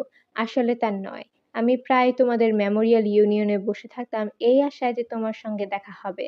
দেখা হলেই বলবো পাশ দিয়ে যাচ্ছিলাম। কবে, কোথায়, কোন রুমে তোমার ক্লাস তাও আমি জানি। প্রমাণ দেব? লিলিয়ান তাকিয়ে আছে, কিছু বলছে না। তাহের আগের মতোই সহজ স্বাভাবিক ভঙ্গিতে বলল, আজ ছিল তোমার টার্ম পেপার জমা দেওয়ার শেষ দিন। আমি ঠিক বলছি? লিলিয়ান অন্যদিকে তাকিয়ে হাসলো। তাহের বলল, আমি কফি নিয়ে আসতে যাচ্ছি। আমার আসতে খানিকটা দেরি হবে। আমার জন্মদিন উপলক্ষে একটা ভালো হোটেলে আমি তোমাকে নিয়ে খেতে যাব। দুশ্চিন্তাগ্রস্ত হওয়ার কোনো কারণ নেই। খাওয়া শেষে আমি তোমাকে তোমার অ্যাপার্টমেন্টে পৌঁছে দেব। তুমি যে এসেছো এতেই আমি খুশি। এর বেশি কিছু আমি আশা করিনি। যা হয়েছে তাই যথেষ্ট। যদিও জানি না ঘটনা এমন কেন ঘটলো। ব্যাখ্যা নিশ্চয়ই আছে। তোমার ইচ্ছে করলে তুমি ব্যাখ্যা করবে। ইচ্ছে না করলে করতে হবে না। তাহের ঘর ছেড়ে চলে গেল। লিলিয়ান উঠে দরজা বন্ধ করলো। টেলিফোন করলো তার মাকে। লিলিয়ানের মা আতঙ্ক মেশানো গলায় বলল, আমি এর মধ্যে ৩ বার তোর অ্যাপার্টমেন্টে টেলিফোন করেছি। আমার চিন্তায় চিন্তায় অস্থির লাগছে। চিন্তার কিছু নেই মা। তুই কি গিয়েছিলি কোনো ডাক্তারের কাছে? হ্যাঁ। ডাক্তার কি বললেন? ডাক্তার নতুন কিছু বলেনি। আমি যা জানতাম তাই বলেছেন। আমি তোর কথা কিছু বুঝতে পারছি না। তুই কি জানতি? লিলিয়ান হাসলো, শব্দ করে হাসলো। লিলিয়ানের মা বলল, কি হলো, হাসছিস কেন? হাসছি, তাই হাসি আসছে তাই হাসছি। তুই এখন কোথায়? কেন, আমার অ্যাপার্টমেন্টে? না, তুই অন্য জায়গায়। কি করে বুঝলে? আমি জানি, আমার মন বলছে। তুই কি ওই ছেলেটির কাছে? হ্যাঁ। কেন, এখানে কেন? কি হচ্ছে লিলিয়ান? ভয়ের কিছু নেই মা। অবশ্যই ভয়ের কিছু। তুই কেন ওই ছেলেটির কাছে গেলি? লিলিয়ান খানিকক্ষণ চুপ করে রইল। ওপাশ থেকে ভদ্রমহিলা বারবার বলতে লাগলেন, হ্যালো হ্যালো। মা শোনো, আমি খুব সম্ভব ওই ভদ্রলোককে বিয়ে করব। কি বলছিস তুই? আমি এখনো জানি না। ভদ্রলোক এখানে নেই, তিনি কফি কিনতে গিয়েছেন। ফিরে এলেই তাকে বলবো। কি বলবি? বলবো যে আমি আপনাকে বিয়ে করতে চাই। যদি রাজি থাকেন তবেই শুধু আপনার সঙ্গে কফি খাবো এবং রাতে ডিনার করতে যাব। হায় ঈশ্বর, মা তুই কি বলছিস? তোর মাথা খারাপ হয়ে গেছে নাকি? আমি নিশ্চিত তোর মাথা খারাপ হয়ে গেছে। অস্থির হইও না মা, আমার মাথা খারাপ হয়নি, মাথা ঠিক আছে। আর এক্ষুনি তোমাদের চিন্তিত হতে হবে না। হয়তো বিয়েতে ভদ্রলোক রাজি হবেন না, হয়তো তিনি বলবেন তিনি বিবাহিত। লোকটা বিবাহিত কিনা তাও তুই জানিস না? না। হায় ঈশ্বর, এসব কি শুনছি? কথায় কথায় হায় ঈশ্বর বলবে না মা, শুনতে ভালো লাগছে না। লিলিয়ান, লক্ষ্মী মা, তুই দেশে চলে আয়। তোকে পড়াশোনা করতে হবে না। কাঁদছো কেন মা? আমি তো ভয়ঙ্কর কিছু করছি না। তুই তোর পজার চাচার সঙ্গে কথা বল। আমি এখন কারোর সঙ্গেই কথা বলবো না। তোর বাবার সঙ্গে কথা বল। বললাম তো মা, আমি এখন কারোর সঙ্গে কথা বলবো না। হায় ঈশ্বর, আমি এ কি শুনছি? লিলিয়ান শান্ত স্বরে বলল, ঈশ্বরের প্রতি তোমার অবিচল ভক্তি। কাজেই তুমি ধরে নাও যা হচ্ছে ঈশ্বরের ইচ্ছায় অগোচরে হচ্ছে না। লিলিয়ান, মা লিলিয়ান, টেলিফোন রাখছি। তুমি ভালো থেকো মা। লিলিয়ানের মা চিৎকার করে কাঁদতে লাগলেন। লিলিয়ান জানালার পাশে দাঁড়ালো। বরফ পড়তে শুরু করেছে। বছরের প্রথম বরফ। ইচ্ছে করছে বরফের ভেতর ছুটে যেতে, সারা গায়ে বরফ মাখতে। লিলিয়ান খানিকক্ষণ বরফ পড়া দেখল। এক দৃষ্টিতে তাকিয়ে থাকার জন্যই বোধহয় তার চোখ জ্বালা করছে। সে বাথরুমে ঢুকে চোখে পানি দিয়ে কিছুক্ষণ কাঁদল। ফিসফিস করে বলল, মা, রাগ করো না। আমি কি করছি আমি নিজেও জানি না। এর ফল শুভ হবে কিনা নাকি অশুভ হবে তাও জানি না। শুধু একটা জিনিস জানি, আমৃত্যু আমাকে অচেনা অজানা এ ছেলেটির সঙ্গে থাকতে হবে।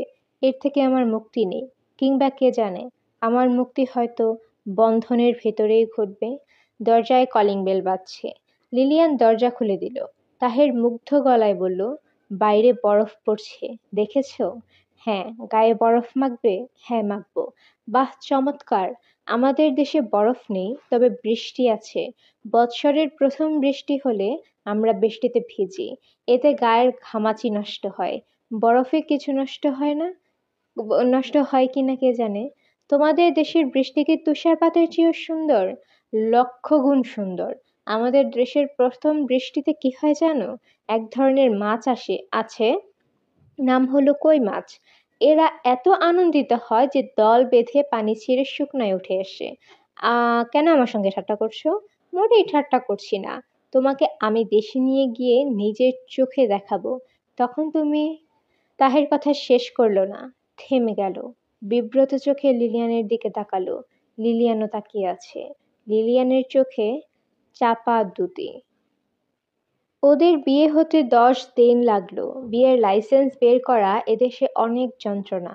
অনেক টেস্ট ফেস্ট করতে হয়। ডাক্তাররা আগে নিশ্চিত হয়ে জেনে নেয় এই দম্পতির সন্তান বংশগত কোনো রোগের শিকার হবে না। তারপরেই সার্টিফিকেট দেন। সেই সার্টিফিকেট দেখিয়ে লাইসেন্সের জন্য দরখাস্ত করতে হয়। বিয়ের পর লিলিয়ান ডাক্তার বার্মানের সঙ্গে দেখা করতে গেল। ডক্টর বার্মান চশমার ফাঁক দিয়ে অনেকক্ষণ তাকিয়ে দেখলেন মিস থেকে মিসেস হয়েছে। হ্যাঁ, কি করে বুঝলেন? আমার কপালে তো লেখা নেই মিসেস। অবশ্যই লেখা আছে, সেই লেখা সবাই পড়তে পারে না। আমি পারি। তুমি কি ওই ছেলেটিকেই বিয়ে করেছ? হ্যাঁ। দুঃস্বপ্ন এখন নিশ্চয়ই দেখছো না? জি না, দেখছি না। শুনে খুব খুশি হলাম। মনস্তত্ত্ববিদ্যা একটি বড় বিদ্যা, তাকে তুমি বুঝতে পারছো? পারছি। ভবিষ্যতে যদি কোনো সমস্যা হয় তাহলে আমার কাছে আসবে। তবে আমার মনে হয় ভবিষ্যতে কোনো সমস্যা হবে না। যদি তুমি নিজে তার সমাধান করতে পারবে। পারবে না? হ্যাঁ, পারবো। তোমার হাসিখুশি মুখ দেখে ভালো লাগছে। সত্যিকার হাসিখুশি মুখ অনেকদিন পর দেখলাম। চারিদিকে ভেজাল হাসি দেখে। হাসির ভেজাল আপনি ধরতে পারেন? অবশ্যই পারি। আমার নিজের মুখে যে হাসিটি আমি ঝুলিয়ে রাখি তা হলো ভেজাল হাসি। ১০০ ভাগ ভেজাল। তুমি তোমার জীবনে ভেজাল হাসিকে আসতে দিও না। মনে কষ্ট পেলে কাঁদবে। মনের কষ্ট চাপা দেওয়ার জন্য হাসির ভান করার প্রয়োজন নেই। আমি আপনার উপদেশ মনে রাখব, ডক্টর বার্মান। ডক্টর বার্মান উপদেশের জন্যই হয়তো দেশ থেকে মার চিঠি পেয়ে লিলিয়ান সারাদিন কাঁদল। চিঠিটা তিনি মেয়ের বিয়ের সংবাদ পাওয়ার পর লিখেছেন, সংক্ষিপ্ত চিঠি। যদিও লিলিয়ানের মার হাতের লেখা, তবুও লিলিয়ান জানে এই চিঠিটি তার বাবা লিখেছেন। মা শুধু দেখে দেখে কপি করেছেন। কপি করতে গিয়েও মার বানান ভুল হয়েছে। বাবা শেষ সব বানান শুদ্ধ করেছেন। লিলিয়ান, তোমার বিবাহের সংবাদ পাইয়াছি, আনন্দে উল্লসিত হই নাই। তুমি নিশ্চয়ই তা আশাও করো না। তুমি খুব ভালো জানো তুমি আমাদের সবার অতি আদরের ধন ছিলে। তোমাকে নিয়ে আমাদের স্বপ্নের অন্ত ছিল না। তুমি সব স্বপ্নের অবসান ঘটাইয়াছ। আমি তোমাকে দোষ দেই না। ঈশ্বরের হুকুম ছাড়া কিছুই হয় না। এই ক্ষেত্রেও তার প্রতিফলন, ইচ্ছারই প্রতিফলন ঘটেছে। আমি তোমার এবং তোমার স্বামীর সুখ এবং সুন্দর জীবন কামনা করি। সেই সুখের জন্য তুমি আমাদের পরিবারের সকলের সুখ তুচ্ছ করিয়াছ। ঈশ্বর যেন সেই সুখ তোমাকে দেন, ইহাই আমাদের সকলের কামনা। এখন তোমাকে কিছু কথা বলিব, মন দিয়া শোনো। তোমার বাবা পরিবারের সদস্য হিসেবে তোমাকে গ্রহণ করিবার ব্যাপারে অনিচ্ছা প্রকাশ করিয়াছেন। আমাদের সকলেরই সেই অভিমত। সর্বসম্মত সিদ্ধান্ত অনুযায়ী তোমাকে বর্জন করা হইয়াছে। ইহাতে মনে কষ্ট পাইও না। তুমি সকলকে ত্যাগ করিয়া একজনকে পাইতে চাইয়াছ। ঈশ্বর তোমার মনের প্রার্থনা পূর্ণ করিয়াছেন। এক্ষণে বাড়িতে তোমার নাম আর উচ্চারিত হইব না। তোমার ব্যবহারকারী জিনিস, তোমার ফটোগ্রাফ সমস্তই নষ্ট করিয়া দেওয়া হইয়াছে। তুমি আমাদের সহিত কোন রকম যোগাযোগ করিবার চেষ্টা করিবে না। যোগাযোগ করিবার চেষ্টার অর্থই হইবে আমাদিগকে কষ্ট দেওয়া এবং নিজে কষ্ট পাওয়া। ঈশ্বর তোমার মঙ্গল করুন। ঈশ্বরের নিকট তোমার প্রসঙ্গে ইহাই আমাদের শেষ প্রার্থনা। তোমার হতভাগিনী মা। পুনশ্চ, মা, তোমার দুঃস্বপ্ন দেখা কি বন্ধ হয়েছে? লিলিয়ানের ধারণা চিঠির শেষে পুনশ্চ অংশটি মার লেখা। মা বাবাকে না জানিয়ে এই বাক্যটি লিখেছেন। কেন মায়েরা এত ভালো হয়? কেন হয়? সে নিজে কি কোনো একদিন এইরকম এক ধরনের মা হতে পারবে? লিলিয়ান কাঁদতে কাঁদতে ভাবল, আমার প্রথম সন্তানটি যেন মেয়ে হয়। মেয়ে হলে আমি মার নামে তার নাম রাখতে পারবো। ভিন্ন দেশের ভিন্ন ধর্মের একটি ছেলেকে বিয়ে করে ফেলার মতো সহজ কাজ সাধারণত প্রচণ্ড ঝোঁকের মাথায় করা হয়, এবং ঝোঁক দীর্ঘস্থায়ী হয় না। বিয়ের ১ মাসের মধ্যেই মনে হতে থাকে কাজটা ঠিক হয়নি, খুব ভুল হয়েছে। এদের বেলায় এটা ঘটল না। বিয়ের ১ বছর পর গভীর রাতে লিলিয়ানের মনে হলো, আমি নিশ্চয়ই আমার শৈশবে কিংবা আমার যৌবনে বড় ধরনের কোনো পুণ্যকর্ম করেছি। বড় ধরনের কোনো পুণ্যকর্ম ছাড়া এ ধরনের একজন মানুষকে স্বামী হিসেবে, বন্ধু হিসেবে পাওয়া যায় না। লিলিয়ান একা একা কিছুক্ষণ কাঁদল। তারপর চেষ্টা করলো তাহেরের ঘুম ভাঙাতে। পারল না। তাহেরের ঘুম ভাঙানো সত্যি সত্যি অসম্ভব ব্যাপার। লিলিয়ানের খুব ইচ্ছা করছিল তাহেরের ঘুম ভাঙিয়ে তাকে নিয়ে রাস্তায় হাঁটতে চায়। গভীর রাতে নির্জন রাস্তায় তারা হাত ধরাধরি করে হাঁটতে হাঁটতে সে তাহেরকে বলবে, আমি তোমাকে ভালোবাসি। তাহেরের জন্য তার আলাদা করে রাখা এই ভালোবাসা কখনো নষ্ট হবে না, কখনো না। বিয়ের ১.৫ বছরের মাথায় তাহের ফিফথ অ্যাভিনিউতে নতুন বাড়ি নিল। বিশাল ডুপ্লেক্স, একতলায় খাবার ঘর, বসার ঘর, লাইব্রেরি কাম স্টাডি রুম এবং একটা গেস্ট রুম। দোতলায় ৪টা শোবার ঘর। এত বড় বাড়ির তাদের কোনো প্রয়োজনই ছিল না। কিন্তু তাহের ছোট বাড়ি নেবে না। ছোট বাড়িতে নাকি তার দম বন্ধ হয়ে আসে। ছোট বাড়ি নেবার কথা বললেই তাহের হাসতে হাসতে বলল, আমার পূর্বপুরুষরা খুব বড় বড় বাড়িতে থাকতেন, বুঝলেন বিদেশিনী? কাজেই আমিও বড় বাড়িতে থাকবো। বেতন যা পাই সেখান থেকে টাকা আলাদা করে রাখবো। বছর 15 পর সেই টাকায় 10 একর জায়গা নিয়ে এমন বাড়ি বানাবো যে তোমার আক্কেল গুড়ুম হয়ে যাবে। হাসপাতালের জুনিয়র ডাক্তার হিসেবে তাহের যা পায় তা তার জন্য যথেষ্ট। জমানো দূরে থাক, মাসের শেষে সে শেষ কোয়ার্টারটিও খরচ করে শুকনো মুখে লিলিয়ানকে বলে, লিলি, তোমার কাছে কি গোটা 20 ডলার হবে? তখন তাহিরের শুকনো মুখের দিকে তাকিয়ে লিলিয়ানের চেঁচিয়ে বলতে ইচ্ছে করে, আই লাভ ইউ। সে অবশ্যই চেঁচিয়ে বলে না, মনে মনে বলে, যেন তাহের তা কখনো ধরতে না পারে। যেমন ধরা যাক, তাহির কফির পেয়ালা হাতে নিয়ে যখন বলে, বাহ, তুমি তো এক্সিলেন্ট ক্যাপাচিনো বানাতে শিখে গেছো, এসো আমরা একটা কফি শপ চালু করি। কফি শপের নাম হবে লিলিয়ানস কাপাচিনো। তখন আবার লিলিয়ান মনে মনে বলল, আই লাভ ইউ। ঈশ্বর মানুষকে প্রচুর ক্ষমতা দিয়েছেন, মনের কথা বুঝবার ক্ষমতা দেননি। যদি দিতেন তাহলে তাহের বুঝতে পারত কি গাঢ় ভালোবাসায় লিলিয়ান এই মানুষটিকে ঘিরে রেখেছে। তাহের অনেক রাত জেগে পড়াশোনা করে। এই সময়টা লিলিয়ান তাকে বিরক্ত করে না। বারান্দায় রকিং চেয়ারে বসে দোল খেতে খেতে ভাবে, ঈশ্বর আমাকে এত সুখী কেন করলেন? এর 100 ভাগের 1 ভাগ সুখী হলেও তো আমার জীবনটা সুন্দর চলে যেত। ভালোবাসা ব্যাপারটা কি লিলিয়ান বুঝতে চেষ্টা করছে? বুঝতে পারে না। তার ধারণা ভালোবাসা নামের ব্যাপারটায় শরীরের স্থান খুব অল্প, নেই বললেই হয়। আবার কখনো কখনো সম্পূর্ণ উল্টো মনে হয়। মনে হয় ভালোবাসায় শরীর অনেকখানি। তাহের গম্ভীর হয়ে বলছে, মাই ডিয়ার বিদেশিনী, আমার বাগানে হাঁটতে ভালো লাগে না। আমার বাগানের বা আমার ভেতর বাগান ভীতি আছে। আমাদের গ্রামের বাড়ির চারপাশে বাগান। ওই বাগানে একবার আমাকে সাপ তাড়া করেছিল। সেই থেকে বাগান ভীতি। আচ্ছা ধরো, বাগানে না হেঁটে যদি রাস্তায় হাঁটছি, তখন? মাই ডিয়ার বিদেশিনী, রাস্তায় হাঁটতে আমার ভালো লাগে না। আমেরিকার রাস্তাগুলো হাঁটার জন্য নয়, গাড়ি নিয়ে চলার জন্য। লিলিয়ান দীর্ঘ নিঃশ্বাস ফেলে বলছে, তুমি সবসময় আমাকে বিদেশিনী বলো কেন? তুমি বিদেশি মেয়ের জন্যই, এজন্য তোমাকে বিদেশিনী বলে। বিদেশি মেয়ে বলে কি তোমার মধ্যে কোনো ক্ষোভ আছে? বিন্দু মাত্র ক্ষোভ নেই। খুব অস্পষ্ট ভাবে হয়তো আছে। এই অস্পষ্ট যে তুমি নিজেই জানো না। যদি থাকে তাহলে তুমি কি করবে? তোমার সেই ক্ষোভ, সেই হতাশা দূর করার চেষ্টা করব। কিভাবে করবে? প্রথমে আমি তোমার ভাষা শিখব, বাংলা ভাষা শিখব। হ্যাঁ, বাংলা ভাষাই শিখব। নিতান্ত অসম্ভব ব্যাপার। বাংলা হচ্ছে পৃথিবীর কঠিন ভাষাগুলোর চেয়েও কঠিন। হিব্রু বাংলা ভাষার তুলনায় শিশু। কেন বাজে কথা বলছো? মোটেই বাজে কথা বলছি না। ইংরেজি এস অক্ষরের ধ্বনির কাছাকাছি আমাদের 3টা অক্ষর আছে, তালব্য শ, মূর্ধন্য ষ, দন্ত স। আবার জেড অক্ষরের কাছাকাছি আমাদের 3টা অক্ষর আছে, বর্গীয় জ, অন্তস্থ জ এবং ঝ। এরকম সব ভাষাতেই আছে। আমাদের আরো অদ্ভুত ব্যাপার স্যাপার আছে। যেমন ধরো, আমার শীত শীত লাগছে, এর একই রকম আবার আমার শীত লাগছে এর অন্যরকম মানে।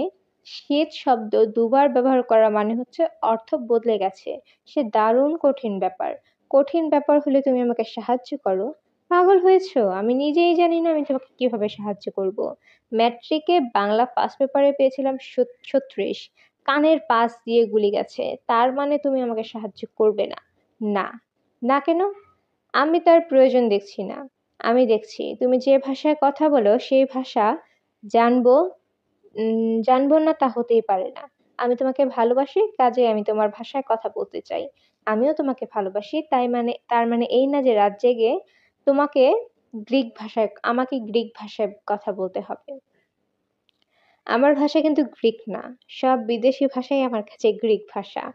আমি তো তোমাকে আমার ভাষা শিখতে বলছি না। আমি শুধু বলছি, তোমার ভাষা শেখার ব্যাপারে তুমি আমাকে সাহায্য করো। ফাইন, সাহায্য করব। তুমি আমাকে সাহায্য করো। আমি ঠিক করেছি, বাংলাটা পুরোপুরি শেখা শেষ হয়ে গেলে আমি তোমাকে নিয়ে তোমার দেশে যাব। বাঙালি মেয়ে হওয়ার মূল ট্রেনিংটা আমি দেশে গিয়ে নেব। পাগল হয়েছো? দেশে যাওয়ার কথা আমি চিন্তা করতে পারি না। কেন চিন্তা করো না? দেশে আমার কেউ নেই। তোমার বাবা মা মারা গেছেন তা জানি, তাই বলে আর কেউ থাকবে না তা কি করে হয়? আমার মা বাবা নেই, আমার কোনো ভাই বোনও নেই। একটা বোন ছিল ছোটবেলায়, মেনিনজাইটিসে মারা গেছে। বাড়িঘর তো আছে নাকি তাও নেই। গ্রামে একটা বাড়ি আছে, সে শহরে কোনো বাড়ি নেই। গ্রামের বাড়িতে কে থাকে? কেউ থাকে না, তালাবদ্ধ থাকে। দরজা জানালা কিছু কিছু চুরি করে নিয়ে গেছে, তবে খুব বেশি নিতে পারেনি। বাড়ির সঙ্গে বিরাট আম কাঁঠালের বাগান আছে। আমার এক দুঃসম্পর্কের চাচা সেই বাগানে দেখাশোনা করেন। বাগানের আয় তিনিই ভোগ করেন। আমি তাকে মাঝে মাঝে কিছু ডলার পাঠাই, যাতে তিনি বাড়িটা দেখে শুনে রাখেন। লিলিয়ান অগ্রাহ্য নিয়ে লিলিয়ান আগ্রহ নিয়ে বলল, খুবই ভালো কথা। মনে হচ্ছে তোমাদের পৈতৃক বাড়ি বসবাসযোগ্য অবস্থায় আছে। এই সামারে চলো 2 মাস থেকে আসি। পাগল হয়েছো? সামারে আমি থাকবো ভিয়েনে। কোনো ক্রমে যাওয়া কি সম্ভব না? না। তাছাড়া লিলিয়ান, সামারে বাংলাদেশ তোমার ভালো লাগবে না। ট্রপিক্যাল কান্ট্রি, প্রচণ্ড গরম, টেম্পারেচার 34 ডিগ্রি থেকে 35 ডিগ্রি সেলসিয়াস পর্যন্ত ওঠে। হাই হিউমিডিটি, গা থেকে আলকাতরার মতো ঘাম বের হবে। আমার কোনো অসুবিধা হবে না। হবে। আমার পৈতৃক বাড়িতে কোনো ইলেকট্রিসিটি নেই। হাত পাখা হচ্ছে একমাত্র পাখা। প্রচণ্ড মশা। বাড়ির চারিদিকে বাগানটা সুন্দর, কিন্তু সুন্দর হলেও হাঁটতে পারবে না। বর্ষায় প্যাচপ্যাচে কাদা হয়ে থাকে। সে সঙ্গেই আছে সাপের উপদ্রব। তুমি আমাকে ভয় দেখানোর চেষ্টা করছো। ভয় দেখানোর চেষ্টা করছি না, সত্যি কথা বলছি। ভয় দেখাতে চাইলে বলতাম আমাদের বাড়ি চারপাশে ভয়ঙ্কর ঘন জঙ্গল। সেই জঙ্গলে রয়েছে রয়্যাল বেঙ্গল টাইগার এবং বুনো হাতি ঘুরে ফিরে বেড়ায়। আমি মশার কথা বলছি, রয়্যাল বেঙ্গল টাইগার কথা বলিনি। লিলিয়ান দীর্ঘ নিঃশ্বাস ফেলে বলল, আমার খুব আশা ছিল আমি এই সামারেই তোমার পৈতৃক বাড়িতে দেখতে যাব। তোমার আশা আপাতত পূর্ণ হচ্ছে না। কোনো একদিন নিশ্চয়ই হবে। বাংলাদেশের মশা তোমাকে দেখিয়ে আনবো। সব মশা এক্সপোর্ট কোয়ালিটির, ইয়া সাইজ। একেকজন 1 ছটাক 1.5 ছটাক করে রক্ত খায়। রক্ত খেয়ে বমি করে ফেলে দেয়, আবার খায়। হা হা হা। তাহিরের ভিয়েনায় 1 মাসের জন্য যাবার কথা ছিল, সেটা বেড়ে হয়েছে 2 মাস। সেমিনারের শেষে একটা শর্ট কোর্স শেষ করে সে ফিরবে। তাহির খুব খুশি। লিলিয়ানের খারাপ লাগছে, বেশ খারাপ লাগছে। খারাপ লাগছে এই ভেবে যে তাহির বুঝতে পারছে না তাহিরকে ছেড়ে একা একা বাস করা তার জন্য কত কষ্টের। সে তো অনায়াসে বলতে পারতো, লিলি তুমি আমার সঙ্গে চলো, ঘর দুয়ার তালাবদ্ধ থাকুক, এই কথা একবার বলছে না। তাহিরের ফ্লাইট বুধবারে। সে মঙ্গলবার নাস্তার টেবিলে কফি খেতে খেতে বলল, লিলি তুমিও চলো। আমি সেমিনার করব, কোর্স করব, তুমি শহরে শহরে ঘুরতে থাকবে। শুধু রাতে আমরা একসঙ্গে ঘুমোবো। এখানে একা একা এত বড় বাড়িতে থাকার তোমার দরকার নেই। শেষে ভয়টই পাবে। না, আমি ভয় পাবো না। ভয় না পেলে থাকো। বাড়ি খালি রেখে যাওয়া ঠিক না। লিলিয়ানের কান্না পাচ্ছে। কেন সে বলতে পারছে না, না আমি ভয় পাবো না। তাহের বলামাত্র সে রাজি হলো না কেন? এখন সে কি বলবে আমি একা একা থাকতে চাচ্ছি না, আমি তোমার সঙ্গে যাব? তুমি আমার জন্য একটা টিকিট কাটো। না, তা বলা সম্ভব নয়। এমন ছেলে মানুষই কিছুতেই সে করতে পারবে না। লিলিয়ান, হুম, তুমি স্বীকার না করলে আমি বুঝতে পারছি 2 মাস একা একা থাকা তোমার জন্য কষ্টকর হবে। তোমাকে আমি একটা সাজেশন দিই। তুমি তোমার বাপ মার কাছে চলে যাও, সেখান থেকে গিয়ে ঘুরে আসো, ওদের রাগ ভাঙিয়ে আসো।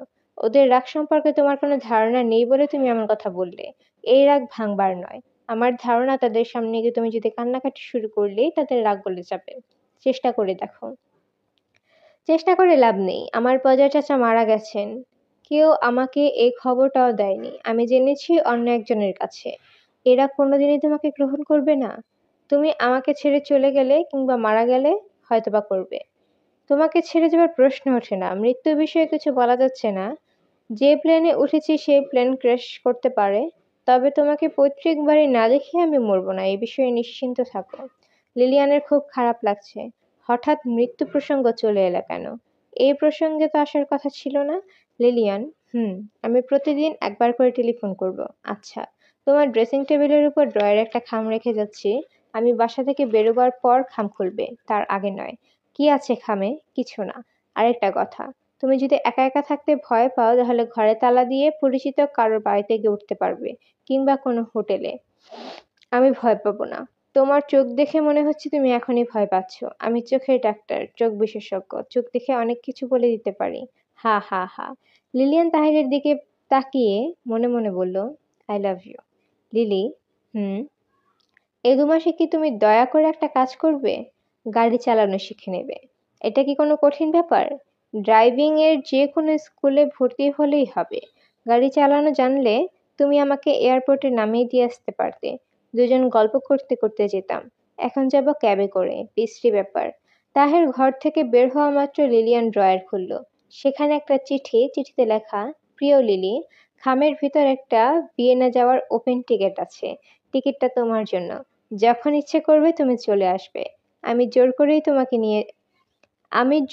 তোমাকে নিয়ে যেতাম, যাইনি, কারণ আমি সারাদিন ব্যস্ত থাকবো। তুমি একা একা হোটেলে বসে থাকবে। নিজের স্বার্থে তোমাকে কষ্ট দিতে ইচ্ছে করলো না। এর চেয়ে ওপেন টিকিট ভালো। এখানে একা একা থেকে ক্লান্ত হয়ে পড়লে চলে আসবে। তখন ভিয়েনার হোটেলে বসে বিরক্ত হলেও আমাকে দোষ দিতে পারবে না, কারণ তুমি নিজে এসেছো, নিজে আগ্রহ করে। হা হা হা। লিলিয়ান সঙ্গে সঙ্গে ট্রাভেল এজেন্টকে ফোন করলো, যদি বুকিং পাওয়া যায়, সম্ভব হলে আজ। ট্রাভেল এজেন্টের রোবট গলার মেয়েটি বলল, আগামী 15 দিন বুকিং পাওয়ার কোনো সম্ভাবনা নেই। সামারে ইউরোপ যাওয়ার টিকিট কনফার্ম করা কঠিন। দল বেঁধে টুরিস্টরা যাচ্ছে। তবে তোমাকে আমি ওয়েটিং লিস্টে রেখে দিচ্ছি। কিছু পাওয়া গেলে জানাবো। অনেকদিন পর লিলিয়ান একা একা ঘুমোতে গেল এবং আশ্চর্য, অনেকদিন পর সে পুরনো ভয়ঙ্কর স্বপ্নটা সে আবার দেখল। এবারের স্বপ্ন আরো স্পষ্ট। যেন স্পষ্ট না, পুরো একটি ঘটনা বাস্তবে ঘটে যাচ্ছে। সে দেখল বিশাল প্রাচীন শ্যাওলা পড়া একটা অট্টালিকা। সে সিঁড়ি বেয়ে উঠছে, লোহার পেঁচানো সিঁড়ি। সে উঠেই যাচ্ছে। সিঁড়ি শেষ হচ্ছে না। হঠাৎ সিঁড়ি শেষ, নিচে নামতে চেষ্টা করলো। কি আশ্চর্য, নিচে নামার কোনো ব্যবস্থা নেই। সে এখন কি করবে? তাহেরের কথা শোনা যাচ্ছে। সে অনেক দূর থেকে ডাকছে। তার গলার স্বর ক্ষীণ, প্রায় অস্পষ্ট। লিলিয়ান, লিলিয়ান, তুমি কোথায়? আমি এখানে। তুমি আমাকে বাঁচাও। আমি ভয়ঙ্কর বিপদে পড়েছি। ওরা আমাকে মেরে ফেলতে চাইছে। তুমি বাঁচাও আমাকে। আমি নামতে পারছি না। আমি আটকা পড়ে গেছি। আমাকে বাঁচাও, লিলিয়ান, আমাকে বাঁচাও। আমি আটকা পড়ে গেছি। সিঁড়ি দুলছে। প্রচণ্ড শব্দে দুলছে। দুলুনিতে লোহার রেলিং খুলে আসছে। অনেক দূর থেকে তাহিরের অস্পষ্ট শব্দ কানে আসছে। খুব বাতাস দিচ্ছে। বাতাসের কারণে কিছু শোনা যাচ্ছে না। লিলিয়ান জেগে উঠল। ঘড়িতে 1:10 বাজে। লিলিয়ান বাকি রাতটা বারান্দার রকিং চেয়ারে বসে কাটালো। ডক্টর বার্মান চশমার ফাঁক দিয়ে তাকিয়ে আছেন। লিলিয়ানের মনে হলো তিনি হাসি চেপে রাখার চেষ্টা করছেন।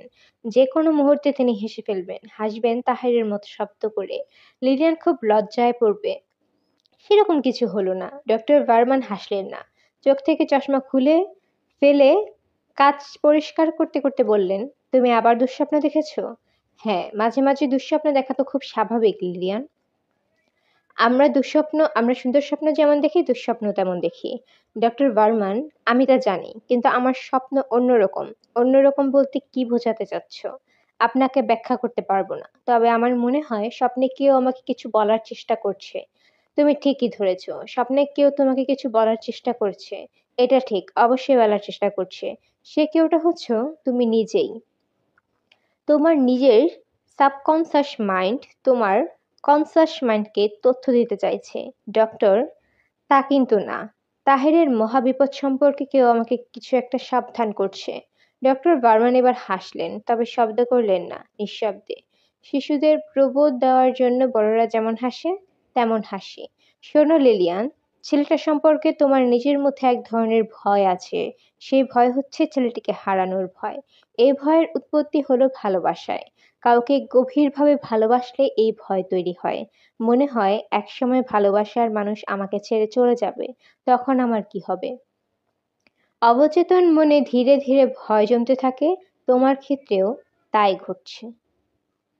লিলিয়ান, আমি তোমাকে ঘুমের ওষুধ দিচ্ছি। রাতে ঘুমোতে যাওয়ার 1 ঘন্টা আগে 2টি ট্যাবলেট খাবে। মনে থাকবে?